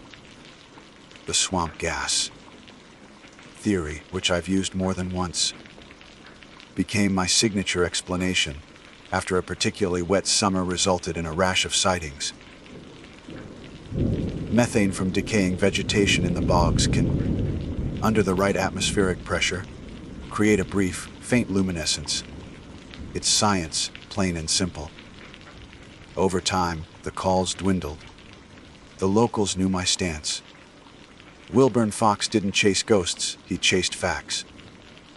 To me, and to anyone who cared to listen to reason, the mystery of the Brown Mountain Lights was solved, filed away in a cabinet of local curiosities, explained by science. That was my reality until last month. The report came on a Tuesday. A through hiker, a young man named Leo Sterling from Ohio, was overdue. His last check in was a satellite text to his parents, sent from the Chestnut Knob Shelter, a 3-sided stone structure that sits on the trail skirting the base of Brown Mountain itself. He was supposed to have reached the next trailhead by Monday afternoon. It was now Tuesday evening. Missing hiker protocols are a grim but precise drill. We assembled the search and rescue team at dawn. It was a mix of seasoned rangers like myself, younger, eager volunteers, and a couple of deputies from the county sheriff's office. The air was cold and clear, the kind of sharp, late autumn day that makes the blue of the sky seem impossibly deep. The plan was standard: a grid search radiating from the shelter, covering the official trail first, then fanning out into the more rugged, untracked terrain. I joined the SR team more out of habit and a sense of duty than anything else. 40 years of this work leaves a permanent mark on a man. You can't just sit in the office when someone is lost in your park. Still, I felt a familiar, detached sorrow. These cases usually ended one of two ways. We'd find the hiker with a twisted ankle, or a bout of dehydration, or we'd find a body at the bottom of a ravine. It was a tragedy of miscalculation, of one wrong step on a slippery rock. not a tale of mountain spirits. We started at the shelter, a lonely place of cold stone and carved initials. His name wasn't in the logbook, which was the first small, unsettling detail. We spread out, our brightly colored jackets moving through the muted browns and grays of the late season forest. For hours, the only sounds were the crunch of our boots on the fallen leaves, the rustle of the wind in the bare branches, and the methodical calls of our names echoing through the hollows. It was mid-afternoon when the fog rolled in. It wasn't a natural fog. I've seen every kind of weather these mountains can produce, from gentle morning mist to blinding blizzard whiteouts. This was different. It didn't drift in, it descended, like a shroud being dropped over the world. It came from no discernible direction, seeming to rise from the ground and seep from the trees simultaneously. The temperature plummeted, the air growing instantly damp and chilling to the bone. My first thought was practical. "Team, hold positions!" "Visibility is dropping to 0. I shouted into my radio. The reply was a burst of static, a high-pitched squeal that made me flinch. "Say again, Marcus?" Another crackle, then a voice, distorted and distant. "Burn. Can't see." The fog swallowed the sound. It was unnervingly silent. A thick, cottony blanket that absorbed every noise. I couldn't hear the footsteps of the ranger, who had been 50 feet to my right. I couldn't hear the wind. The world had gone deaf. Within minutes, I was completely disoriented, enveloped in a swirling gray void. The light failed, the vibrant afternoon turning into a featureless, oppressive twilight. I held my hand in front of my face and could barely make out the shape of my fingers. I was lost. The thought struck me with a force that was both absurd and terrifying. Me, Wilburn Fox, who could navigate this park blindfolded, was lost within a stone's throw of a marked trail. An emotion I hadn't truly felt in decades began to prickle at the back of my neck. It was a cold, sharp, unfamiliar sensation. My heart hammered against my ribs, a frantic drum in the suffocating silence. My training, my experience, my 40 years of unshakable confidence, it all evaporated into the mist. I was just a man, alone and blind in a place that suddenly felt alien and menacing. That's when I saw the first light. It wasn't a distant orb, not one of the explainable atmospheric tricks I knew so well. This was close, intimate, and utterly wrong. It was a soft, flickering glow, like a candle flame struggling against a phantom wind, moving through the dense, gray trees just ahead of me. My first instinct, a deeply ingrained habit, was to rationalize. A fellow searcher with a headlamp. No, the light was too warm, too organic. It pulsed with a gentle, living rhythm, a soft amber that was nothing like the harsh, sterile beam of an LED. It cast long, dancing shadows that writhed and twisted in the oppressive fog. Before I could process this first impossibility, another light appeared to my left, a twin to the first. Then a third to my right. They were not swamp gas. They were not headlights. They were being carried.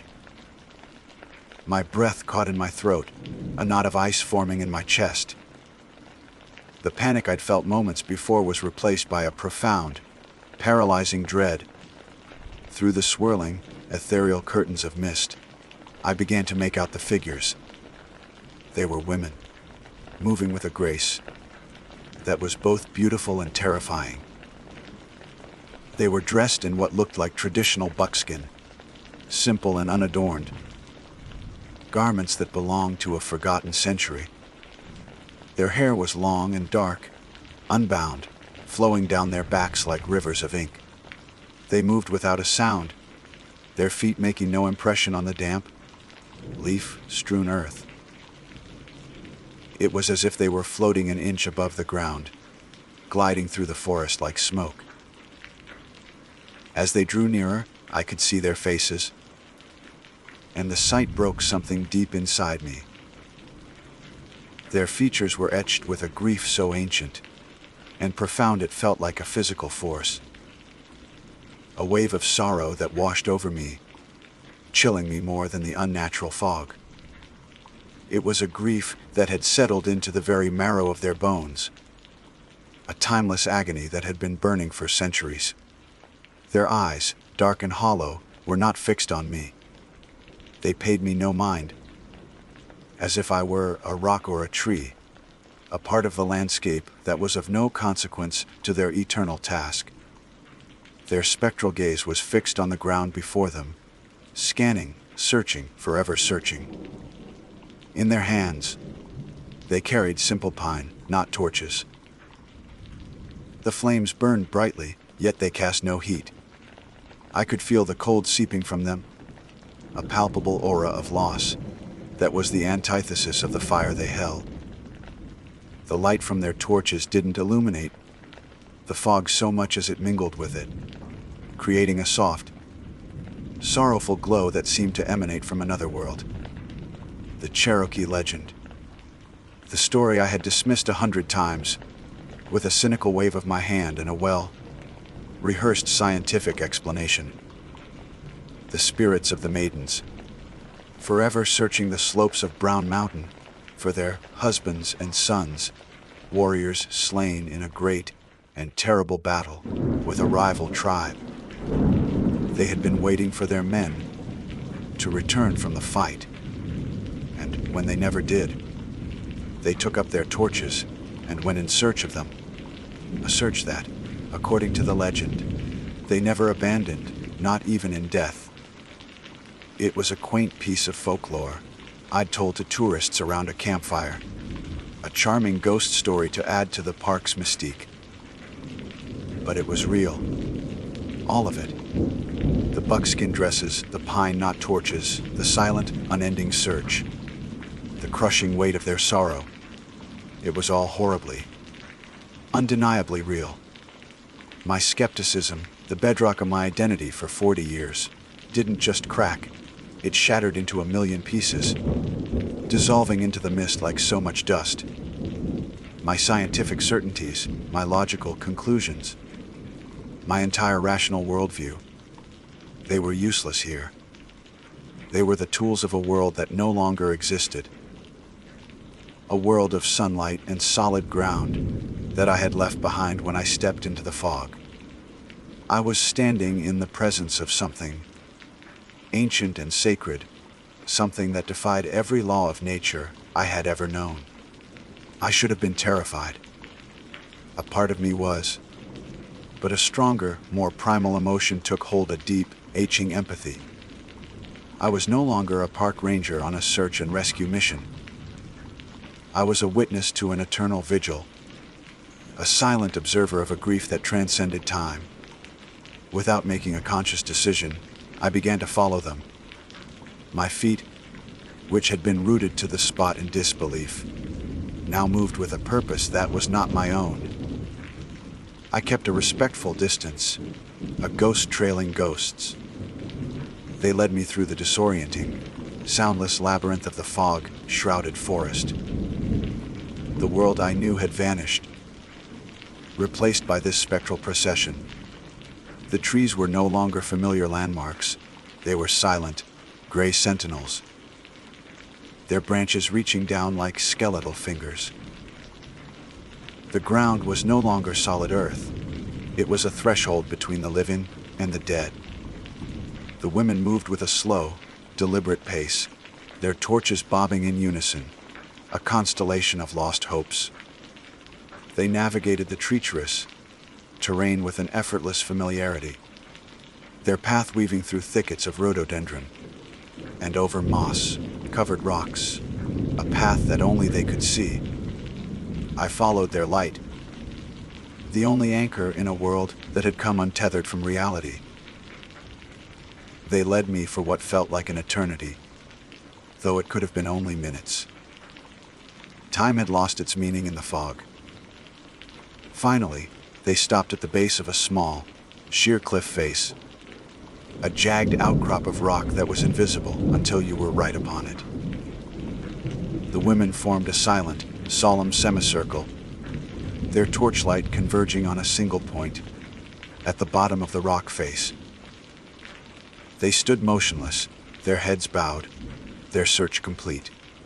There, crumpled at the base of the cliff, lay the missing hiker, Leo Sterling. His body was twisted at an unnatural angle.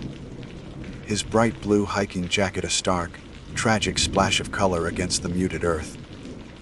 It was clear he had fallen. His limbs were broken.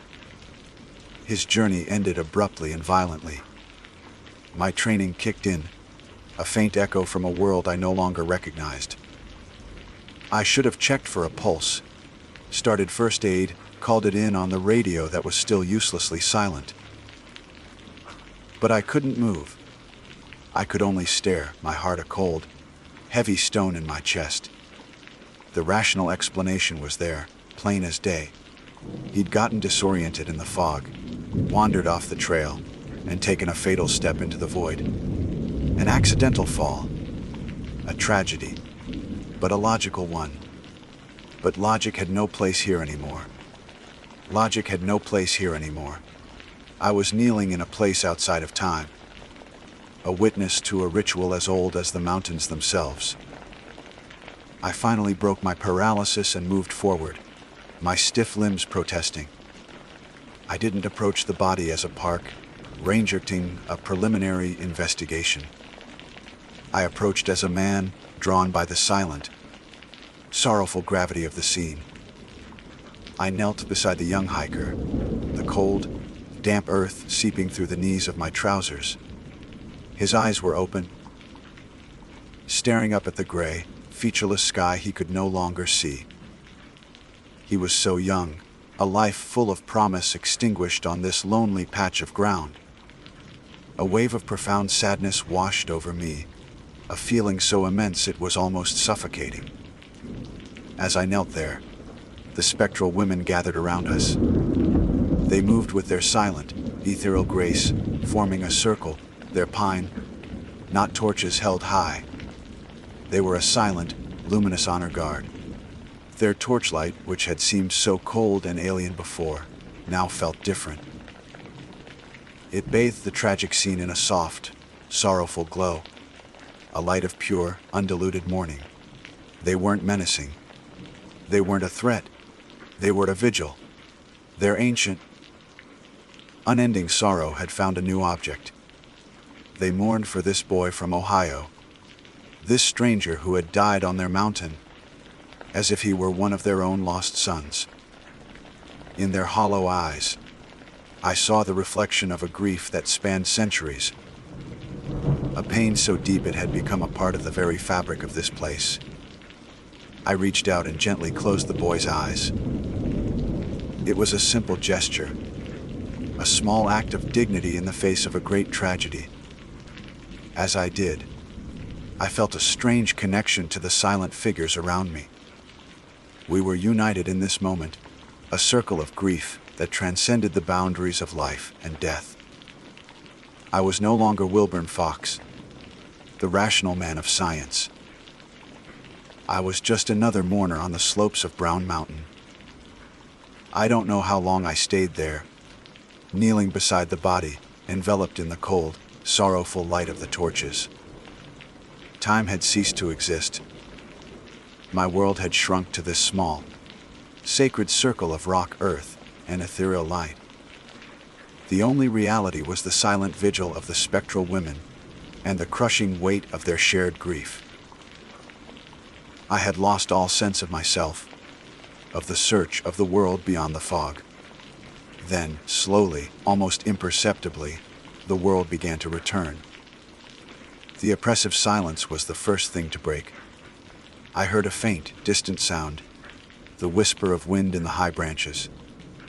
The fog, which had been a solid, impenetrable wall, began to thin, swirling and dissipating like smoke. Faint shafts of pale afternoon light pierced the gloom, and the gray world began to regain its color. As the natural light grew stronger, the spectral women began to fade. They didn't vanish in a puff of smoke or an instant of darkness. They simply became more and more transparent, their forms dissolving back into the mist from which they had emerged. Their sorrowful light dimmed, their buckskin garments became translucent, and then they were gone. The pine knot torches were the last to fade, their gentle flames flickering one last time before being extinguished, leaving behind only the cold, damp air and a lingering memory of their profound sorrow. A moment later, my radio crackled to life, the burst of static so loud in the returning silence that it made me jump. Wilburn. Wilburn, do you copy? What's your status? It was Marcus, his voice tight with worry. I fumbled for the radio, my fingers stiff and clumsy. I had to clear my throat twice before I could speak, and when I did, my voice was a hoarse, unfamiliar croak. I'm here, Marcus. I'm at the base of a cliff, about a quarter-mile east of the trail. Did you find him, Wilburn? Is the hiker with you? I looked down at the still form beside me. I found him. I said, the words tasting like ash in my mouth. He's gone, Marcus. He must have gotten turned around in the fog and fallen.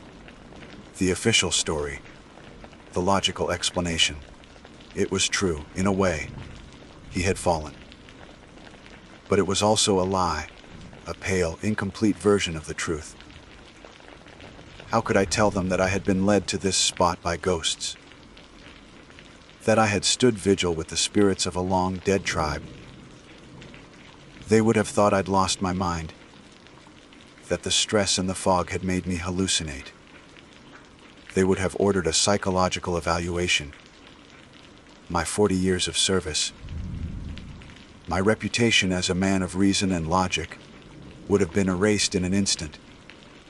So I kept the truth locked away in my heart, a secret I would carry with me for the rest of my days. The rest of the afternoon was a blur of professional procedure. My team found me, their faces a mixture of relief and grim understanding.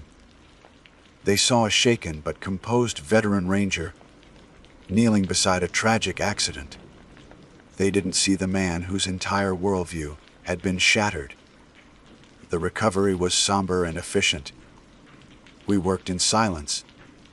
The only sounds the grunts of exertion and the rustle of the body bag.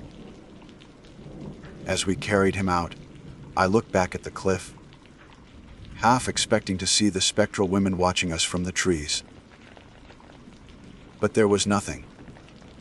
Only the rocks and the wind and the deep, abiding silence of the mountains. I filed my report, sticking to the official story. Cause of death, accidental fall. The case was closed. But for me, it would never be closed.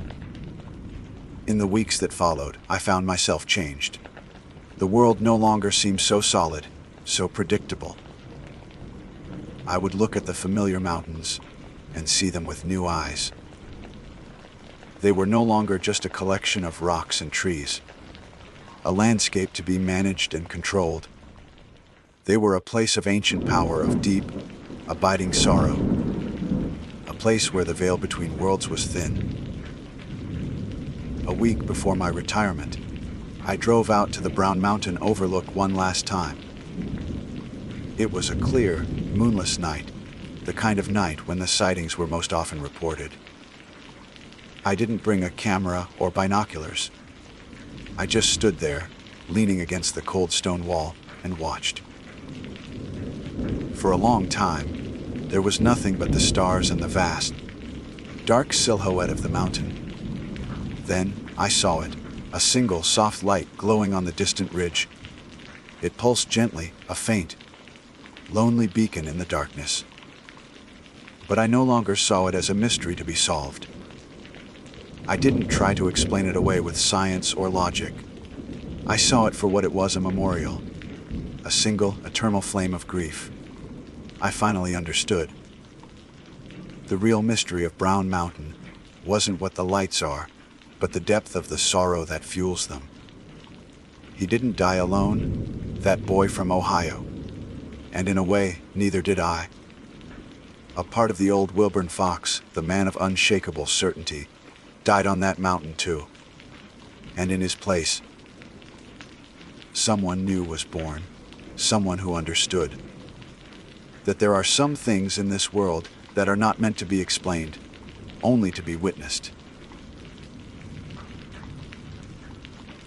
My name is Boyd McCarter, and for the better part of a decade, the Great Smoky Mountains National Park has been my office, my sanctuary, and, on nights like this, my confessional. Most people see the park through a windshield in the blaze of summer, or the fiery blush of autumn. They see the postcard vistas from Clingman's Dome, or the gentle chaos of Cades Cove, teeming with deer and the occasional black bear that stops traffic for a mile. They experience a tamed, curated wilderness. But I, and the handful of other rangers who call these mountains home, know its other faces. We know the silence that falls after the last tourist car has gone, a silence so profound it has weight. We know the deep, starless dark of the hollows, and we know the stories that are whispered in that dark, passed down from the families who lived and died here, long before it was ever a national park. My assignment for the night was the Roaring Fork Motor Nature Trail.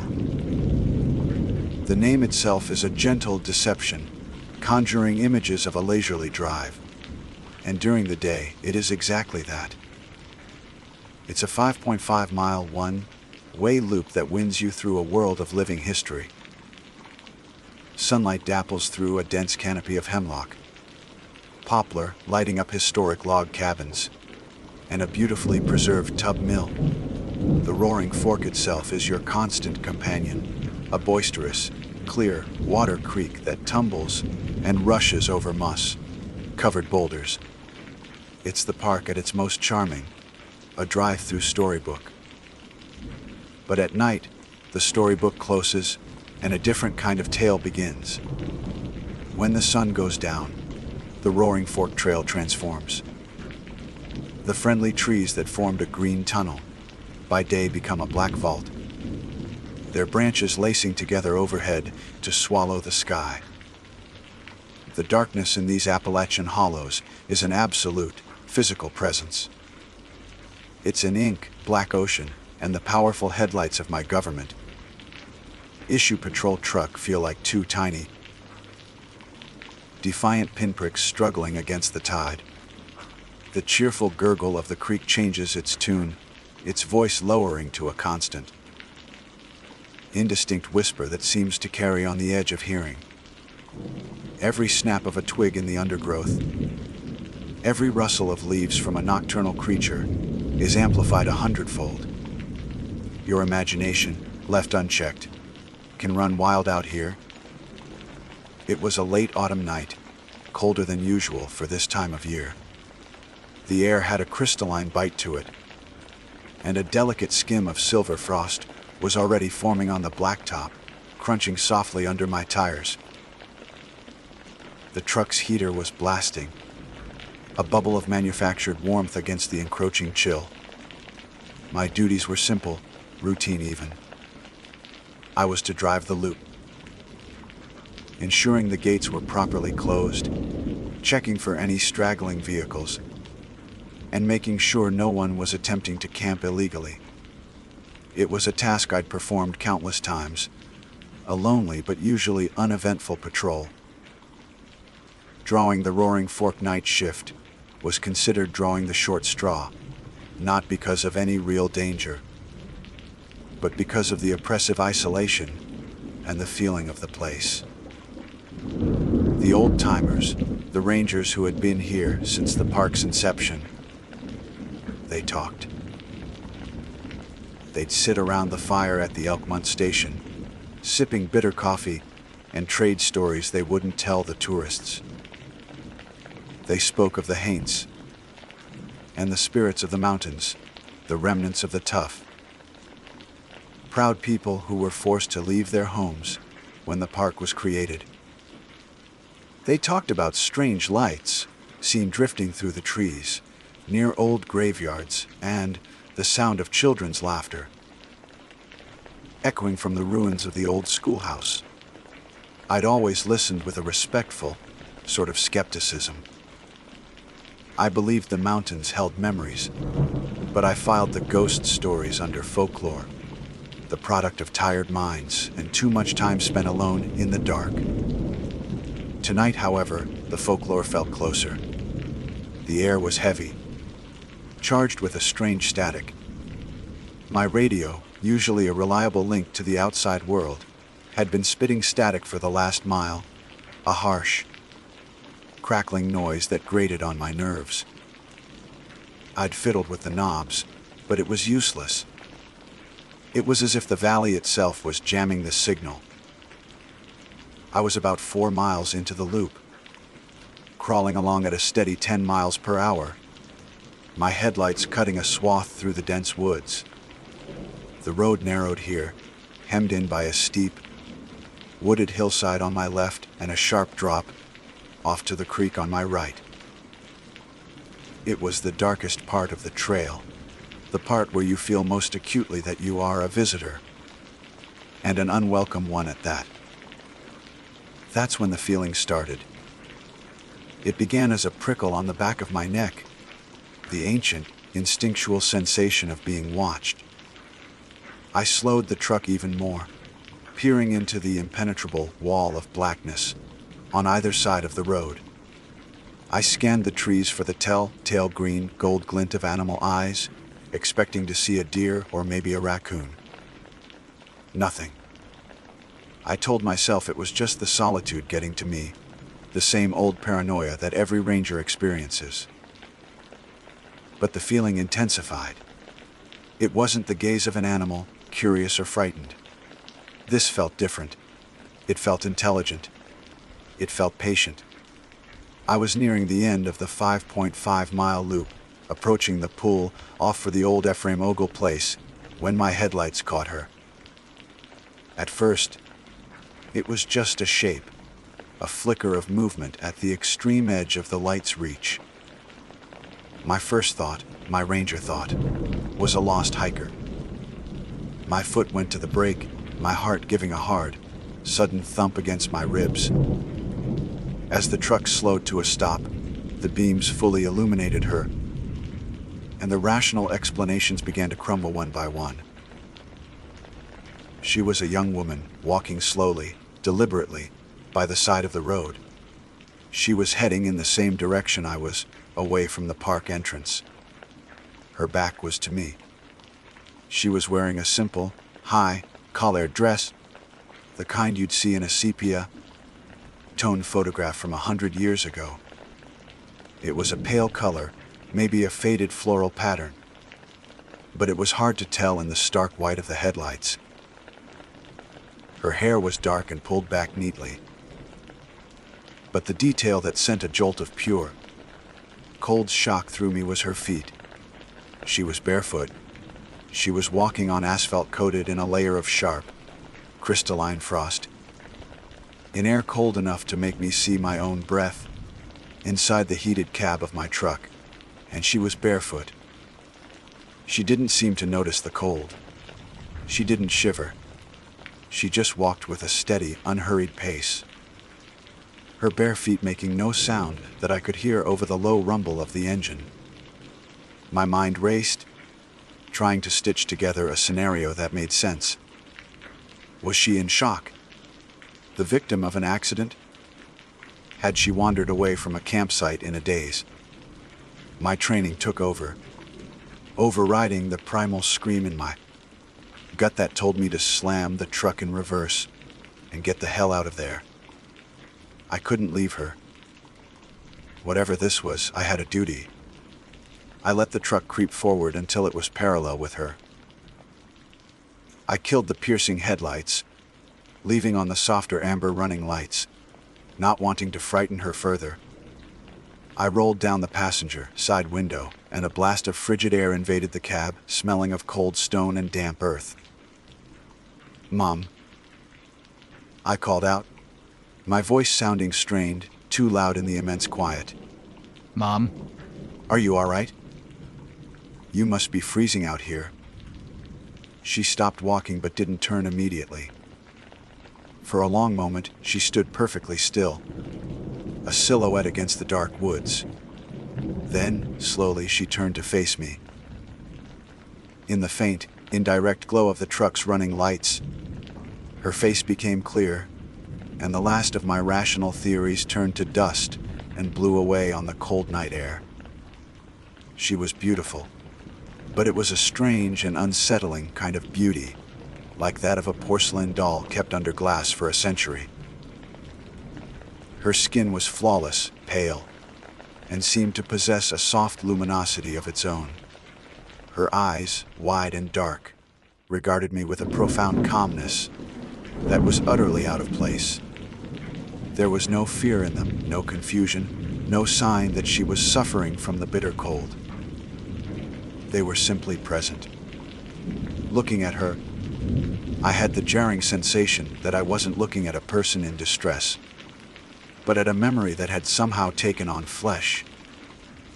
Her voice, when she finally answered, reinforced the feeling. It was soft and melodic, yet it seemed to have no point of origin, as if it were a whisper carried on the wind from a great distance. "I'm just trying to get home," she said, the words as simple and clear as bell tones in the frosted air. "My parents are waiting up for me." The statement was so ordinary, so achingly human, that it warred violently with everything my senses were telling me. A part of me, the ranger, the helper, latched onto it.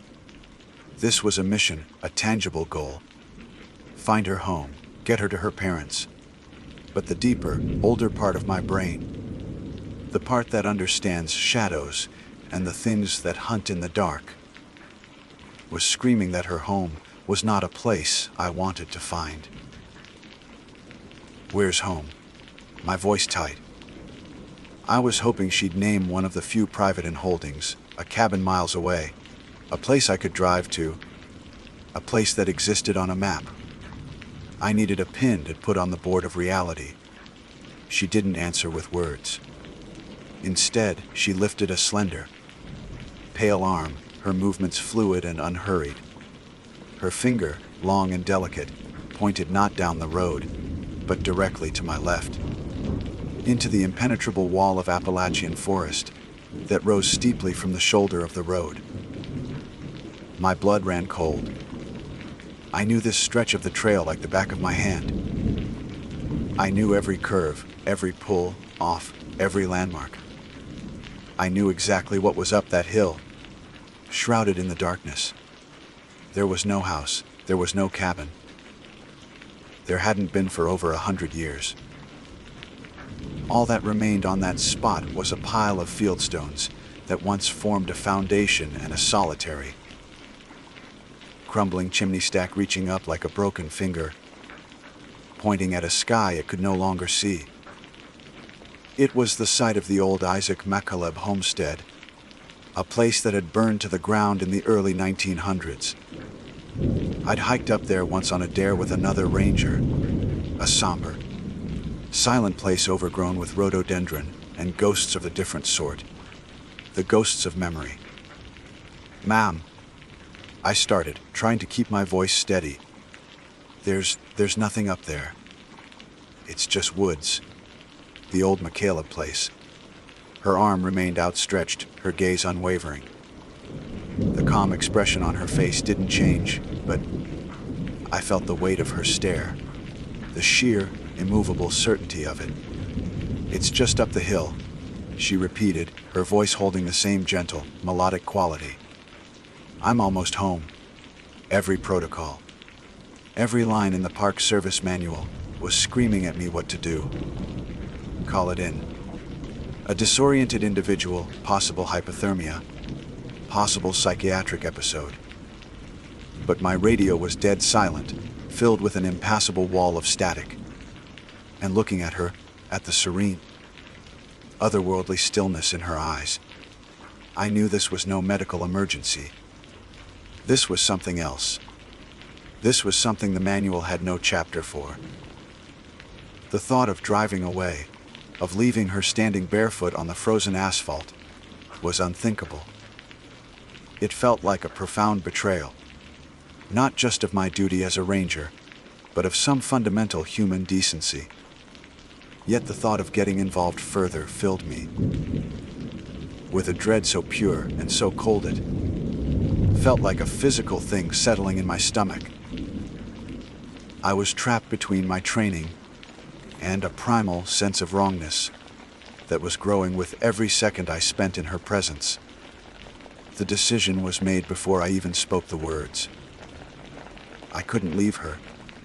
I had to see this through to its conclusion, whatever that might be. "Hop in," I said, the words feeling foreign in my own mouth. "I'll give you a ride." A small, placid smile touched her lips. It wasn't a smile of gratitude or relief. It was a smile of simple acknowledgement, as if I had merely confirmed an arrangement that had already been made. She moved towards the passenger door with a silent, ethereal grace. I leaned over and pushed the door open for her from the inside. She slid into the seat, and I was struck by two things at once. First, the truck didn't shift or rock with her weight.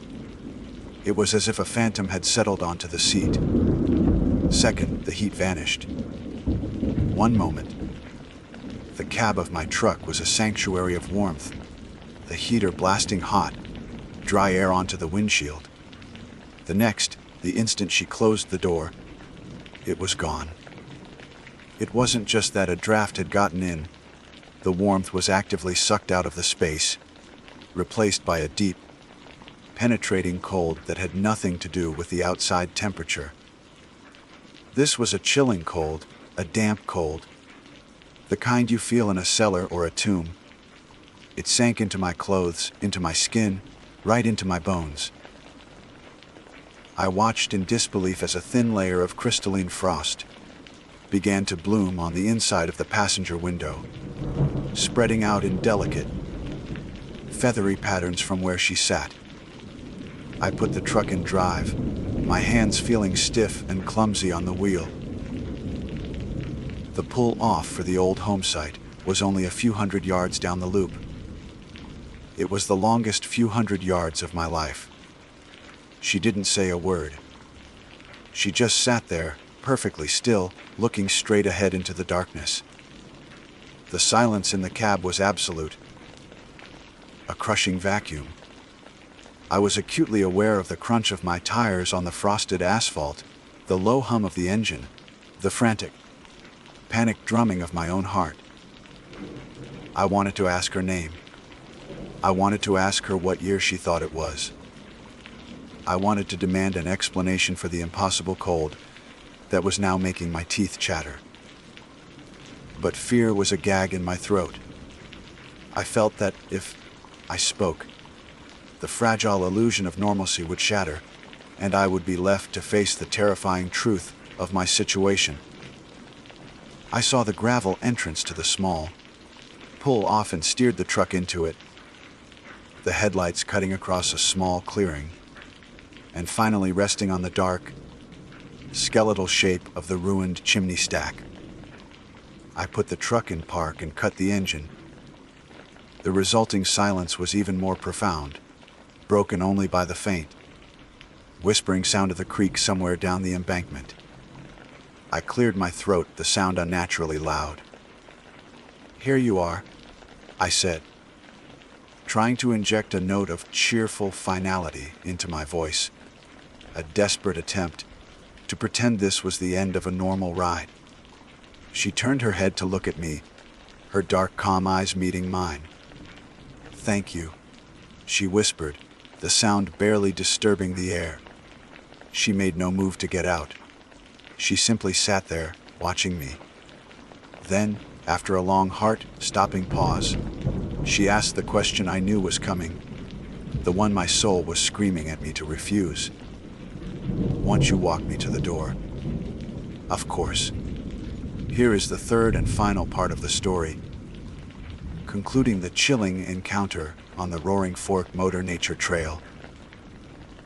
The question hung in the supernaturally cold air of the truck cab, not as a request, but as a final, inescapable summons.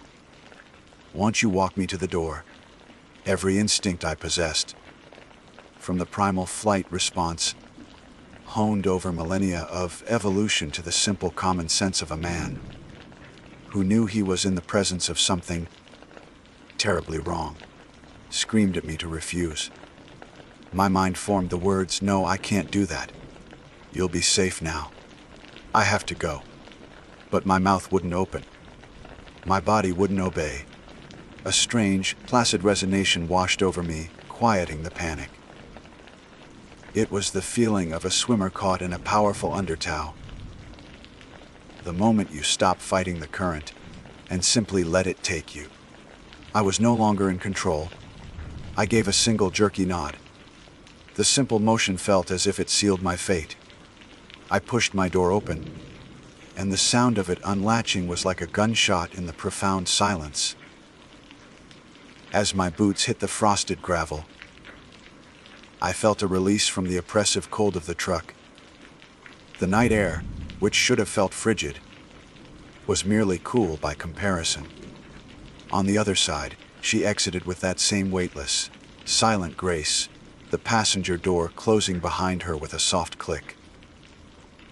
We began to walk, side by side, leaving the relative sanctuary of my vehicle to cross the 20 yards of clearing toward the skeletal ruin. The ground was uneven, littered with stones and fallen leaves that were stiff with frost, but she walked as if on a smooth, polished floor, her bare feet never faltering. My own steps felt heavy and loud, my breathing harsh in my ears.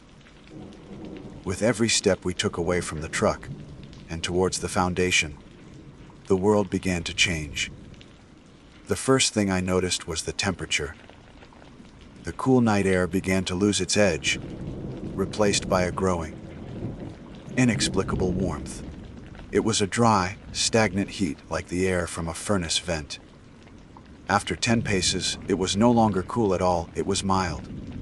After 15, it was warm, and I could feel a film of sweat begin to prickle on my forehead and the back of my neck.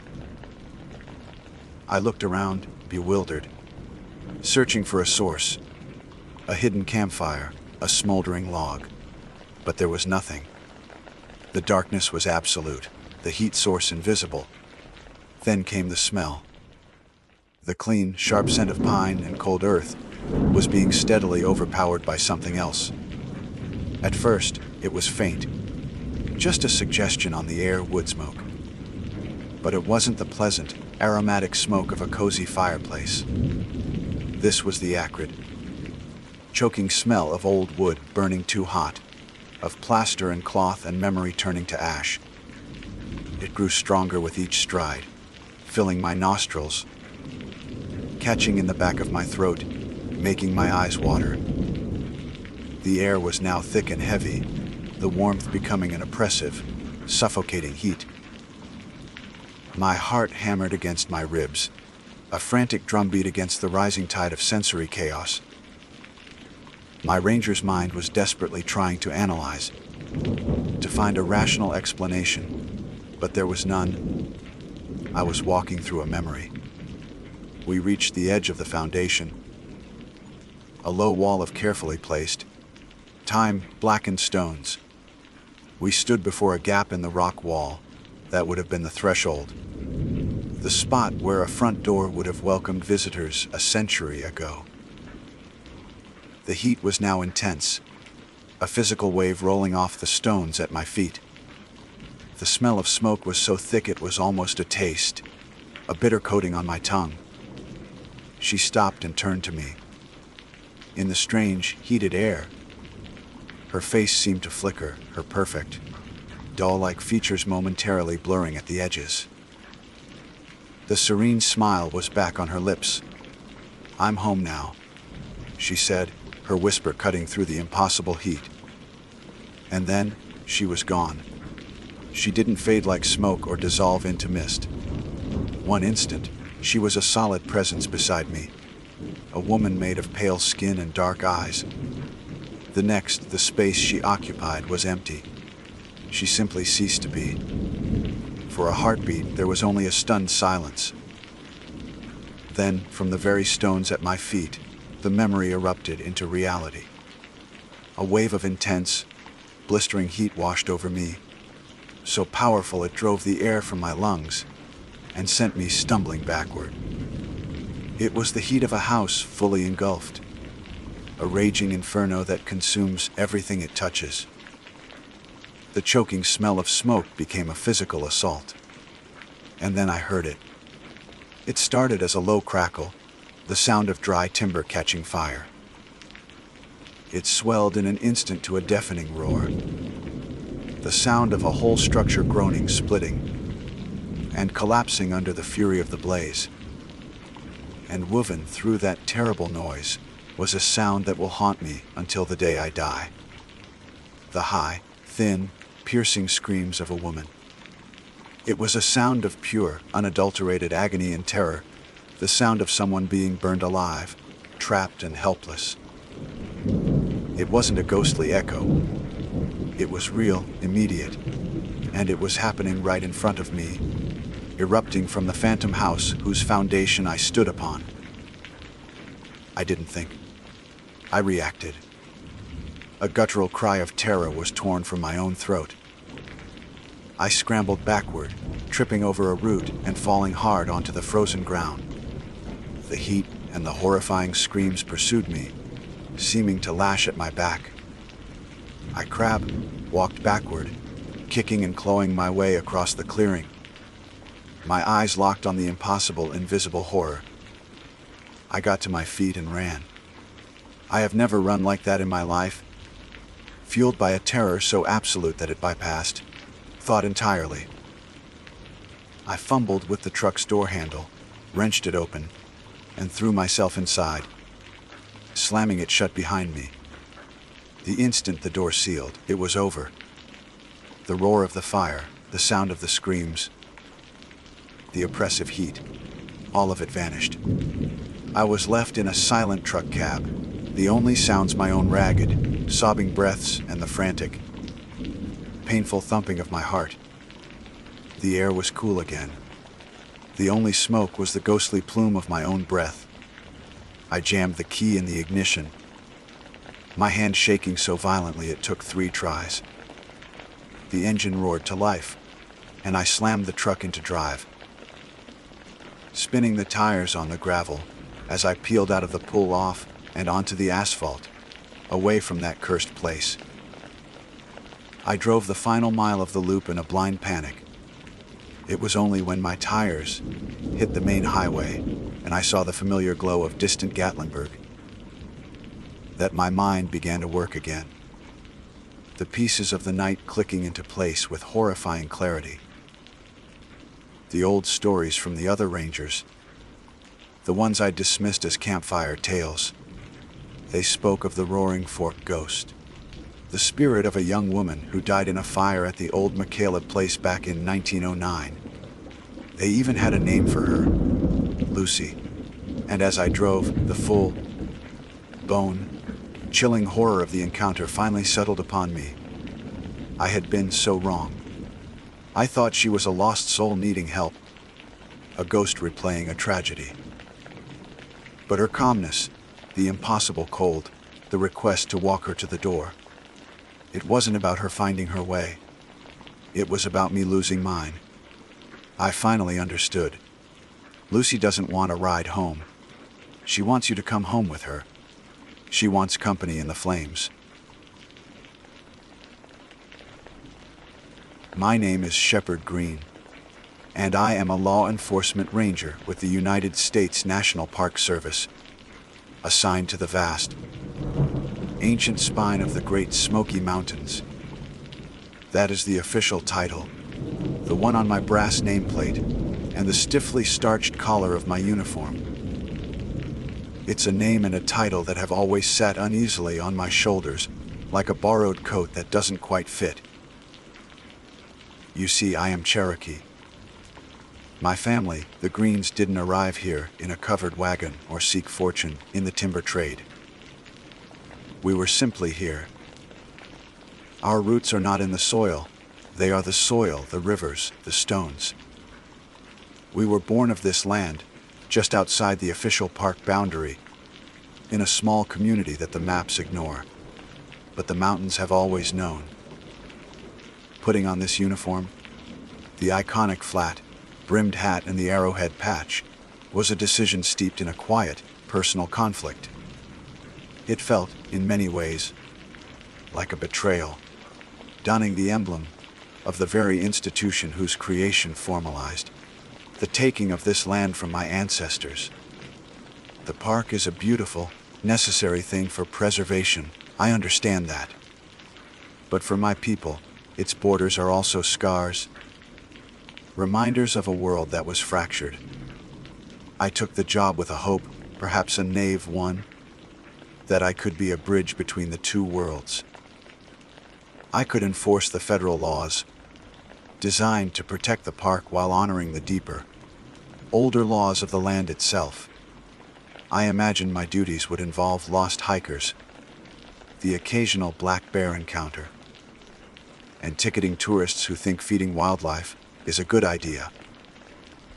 I never, for a single moment, believed that the stories my grandmother, Elise, whispered to me in the dark of our cabin would become a part of my official duties.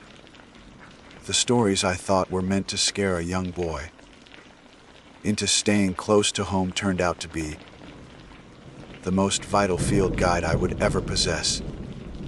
The call crackled over the radio just as the afternoon sun began its slow, golden bleed across the western ridges. It was August, a time when the park is swollen with visitors, their laughter and chatter echoing through valleys that were once home to only wind and bird song. But the voice on the other end of the radio was tight with a frantic energy that cut through the calm day. A missing child. A 7-year-old boy named Sam Williams vanished from the family's tent at the Chilhowie Mountain Campground. A missing child call is an ice bath for the soul of any ranger. It triggers a protocol that is immediate, massive, and grimly efficient. Within an hour, the campground was no longer a place of leisure, but an incident command post. Flashing lights from Park Service and county sheriff vehicles sliced through the deep green shadows, looking garish and alien against the ancient trees. I arrived to find the parents, a young couple from Ohio, in a state of near catatonic hysteria. The father was pacing a rut into the dirt, his face pale, while the mother sat wrapped in a blanket on a picnic table, her gaze locked on the tree line as if she could will her son to walk out. I knelt beside her, keeping my voice low and calm. "Mom, my name is Ranger Green. Can you tell me exactly what happened?" She spoke in shuddering bursts. They had been setting up their tent for the night. Sam was playing with his toy cars, just a few feet away, making engine noises in the dirt.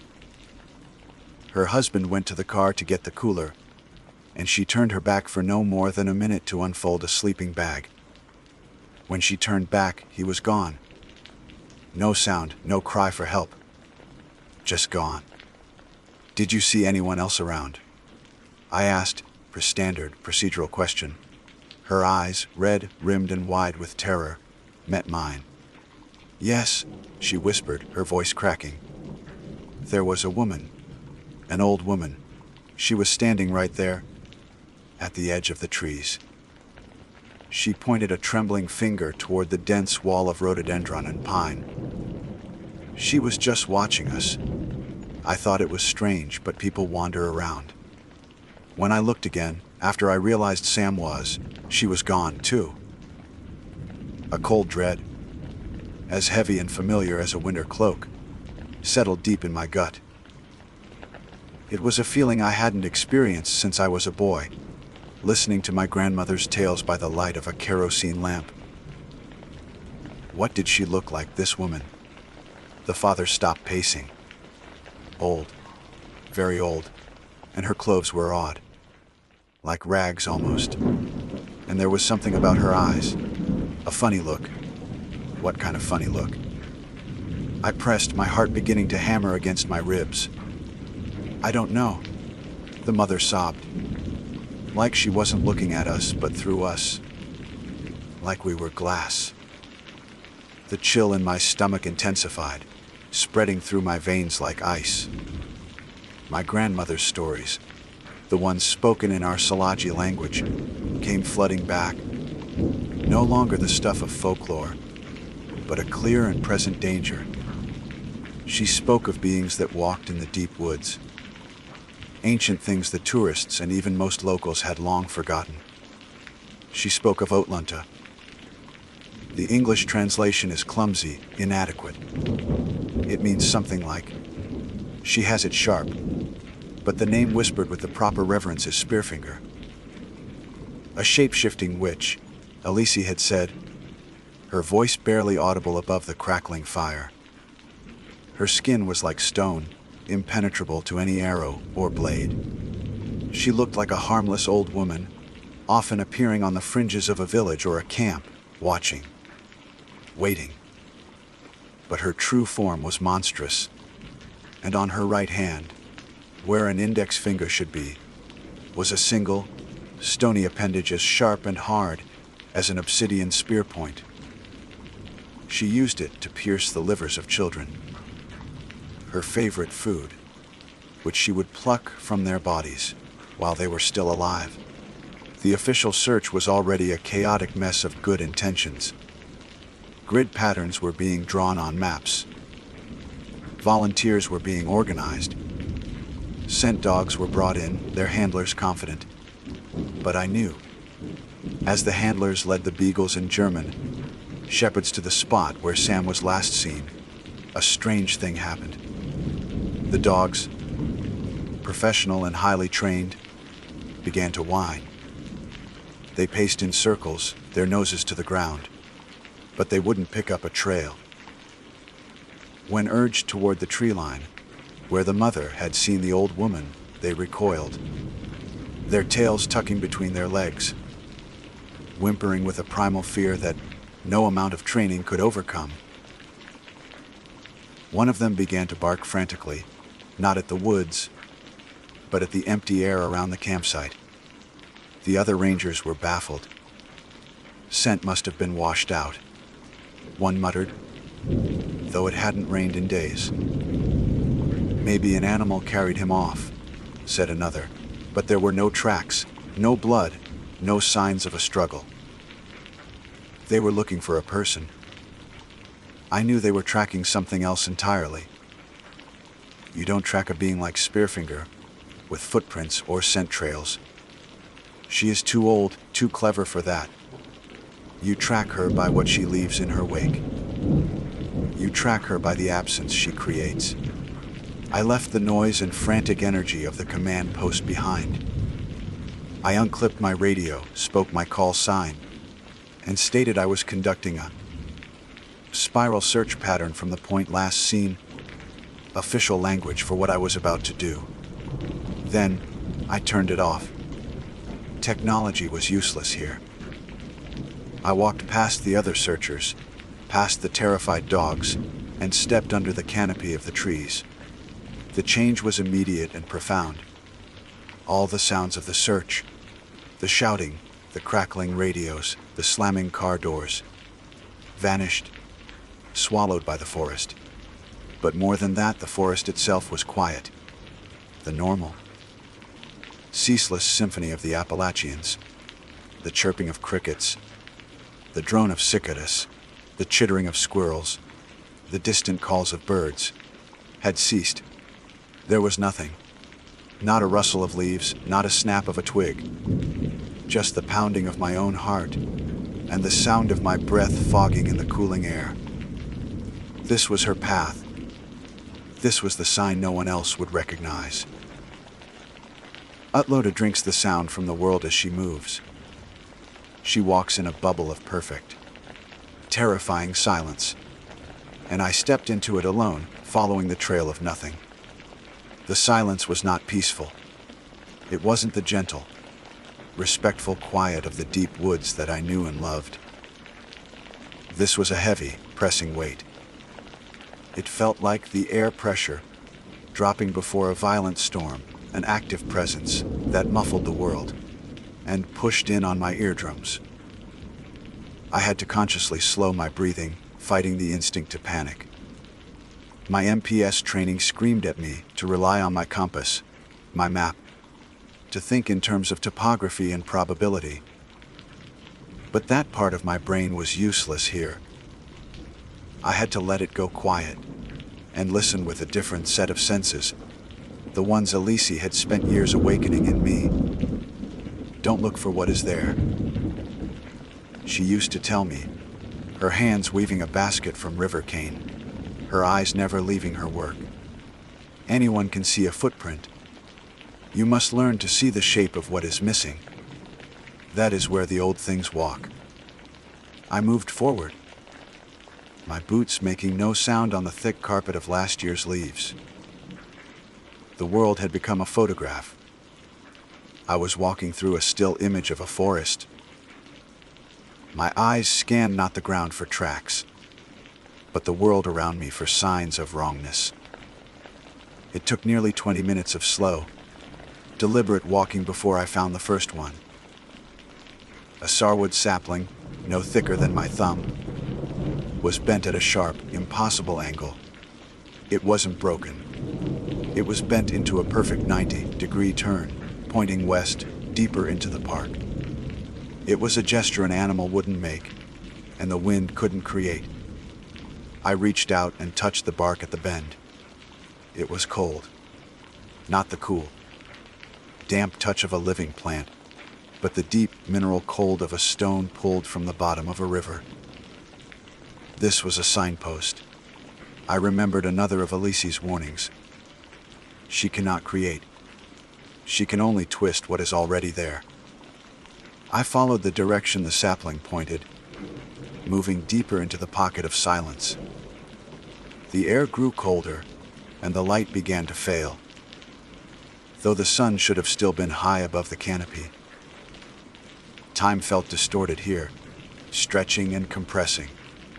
The silence was so absolute that I started to hear the whisper, faint thrum of my own blood pulsing in my ears. My modern, rational mind was a frantic passenger, screaming that this was impossible, a hallucination brought on by stress. But the Cherokee part of me, the part that was of this mountain, knew better. It was calm, watchful, and certain. The next sign was subtler. On a bed of dark green moss, a place no stone should be, sat a single, perfectly smooth, white quartz rock. It was the kind you find in riverbeds, tumbled by eons of flowing water, but we were miles from the nearest major creek. I crouched beside it. Its underside, which should have been dark, damp and home to a dozen tiny insects, was bone, dry and sterile. It was as if it had been placed there only a moment ago, yet it felt ancient. It was another piece of the world twisted from its rightful place. I didn't need to consult a map. These markers were creating their own. A trail of wrongness leading me on. As I continued, the forest grew darker, stranger. I saw a flock of chickadees perched on a low, hanging branch of a hemlock tree. They were utterly still, their heads cocked, their black eyes like beads of glass. They weren't dead. I could see the faint, almost imperceptible rise and fall of their chests. They were frozen, caught in the creature's silent wake like insects in amber. The sight was profoundly disturbing. Otlunta's passage didn't just silence the woods. It paralyzed it, holding life itself in a state of suspended terror. My hand kept drifting to the comforting weight of the Glock 22 on my hip.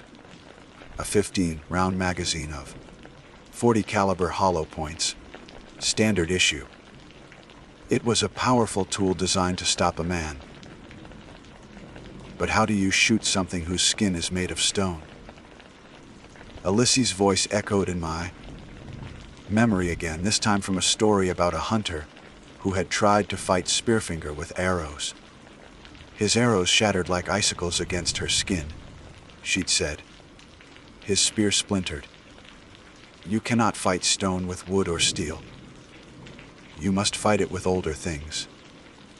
The gun felt less like a weapon and more like a useless, heavy talisman of a world that had no jurisdiction here.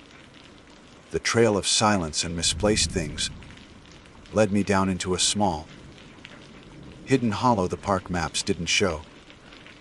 It was a place that felt primal, shielded from the sun by a ring of enormous, ancient poplars. The air here was shockingly cold, raising goosebumps on my arms. In the center of the hollow was a massive boulder, bigger than a truck, its surface covered in a thick, emerald green coat of moss. It looked less like a rock and more like an altar. And there was the boy, Sam.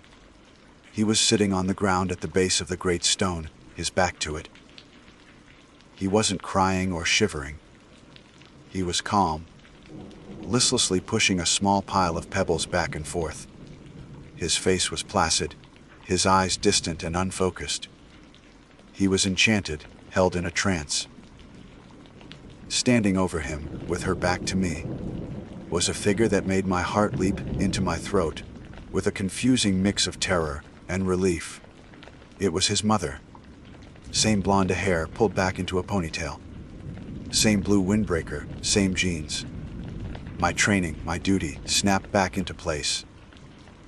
My voice was hoarse when I called out, my hand resting firmly on the grip of my sidearm. Mom, it's Ranger Green. Your boy is safe. The woman turned. Her face was a perfect replica of the terrified mother I had left back at the campground, but now it was edged with weary relief. The illusion was flawless. Her voice, when she spoke, was identical. Oh, thank God. Thank God you found us. We got so turned around, I didn't know what to do. Everything in me screamed that this was a lie. A lost mother would be weeping, clutching her son, frantic with relief. This woman was calm, her performance of relief just a little too smooth, a little too clean. And as she spoke, I saw two things that confirmed the ice, cold dread in my soul. The first was her right hand. She kept it jammed deep into the pocket of her windbreaker, a gesture that seemed unnatural and deliberate. She gestured with her left hand, but the right remained hidden, concealed, hiding the weapon, hiding the stone finger. The second, and far more terrifying, clue was her shadow. The sun was low in the sky, casting long, distorted shadows across the hollow. The shadow her body cast on the dirt floor was normal, the silhouette of a woman. But behind her, the low, angled light threw another shadow, a truer shadow against the vast, flat face of the mossy boulder. This shadow was wrong. It was not the shadow of the boy's mother. It was tall, stooped, and ancient-looking. Its limbs were long and spindly, and where the right arm should have ended in a hand, it ended in a single, long, horribly sharp spike. My blood ran cold. I was looking at the face of a woman from Ohio, but I was standing before a monster from the oldest stories of my people. The search was over. I had found her. My heart was a cold, heavy drum in my chest. Before me stood a loving mother, her face a mask of convincing relief. Behind her, a shadow monster prepared to feast. Every instinct I possessed was screaming danger. But my training dictated a calm, de-escalating presence.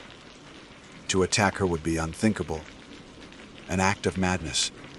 To do nothing would be to sacrifice a child. I was trapped between two worlds.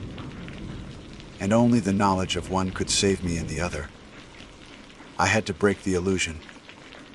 I had to force its hand, but on my terms.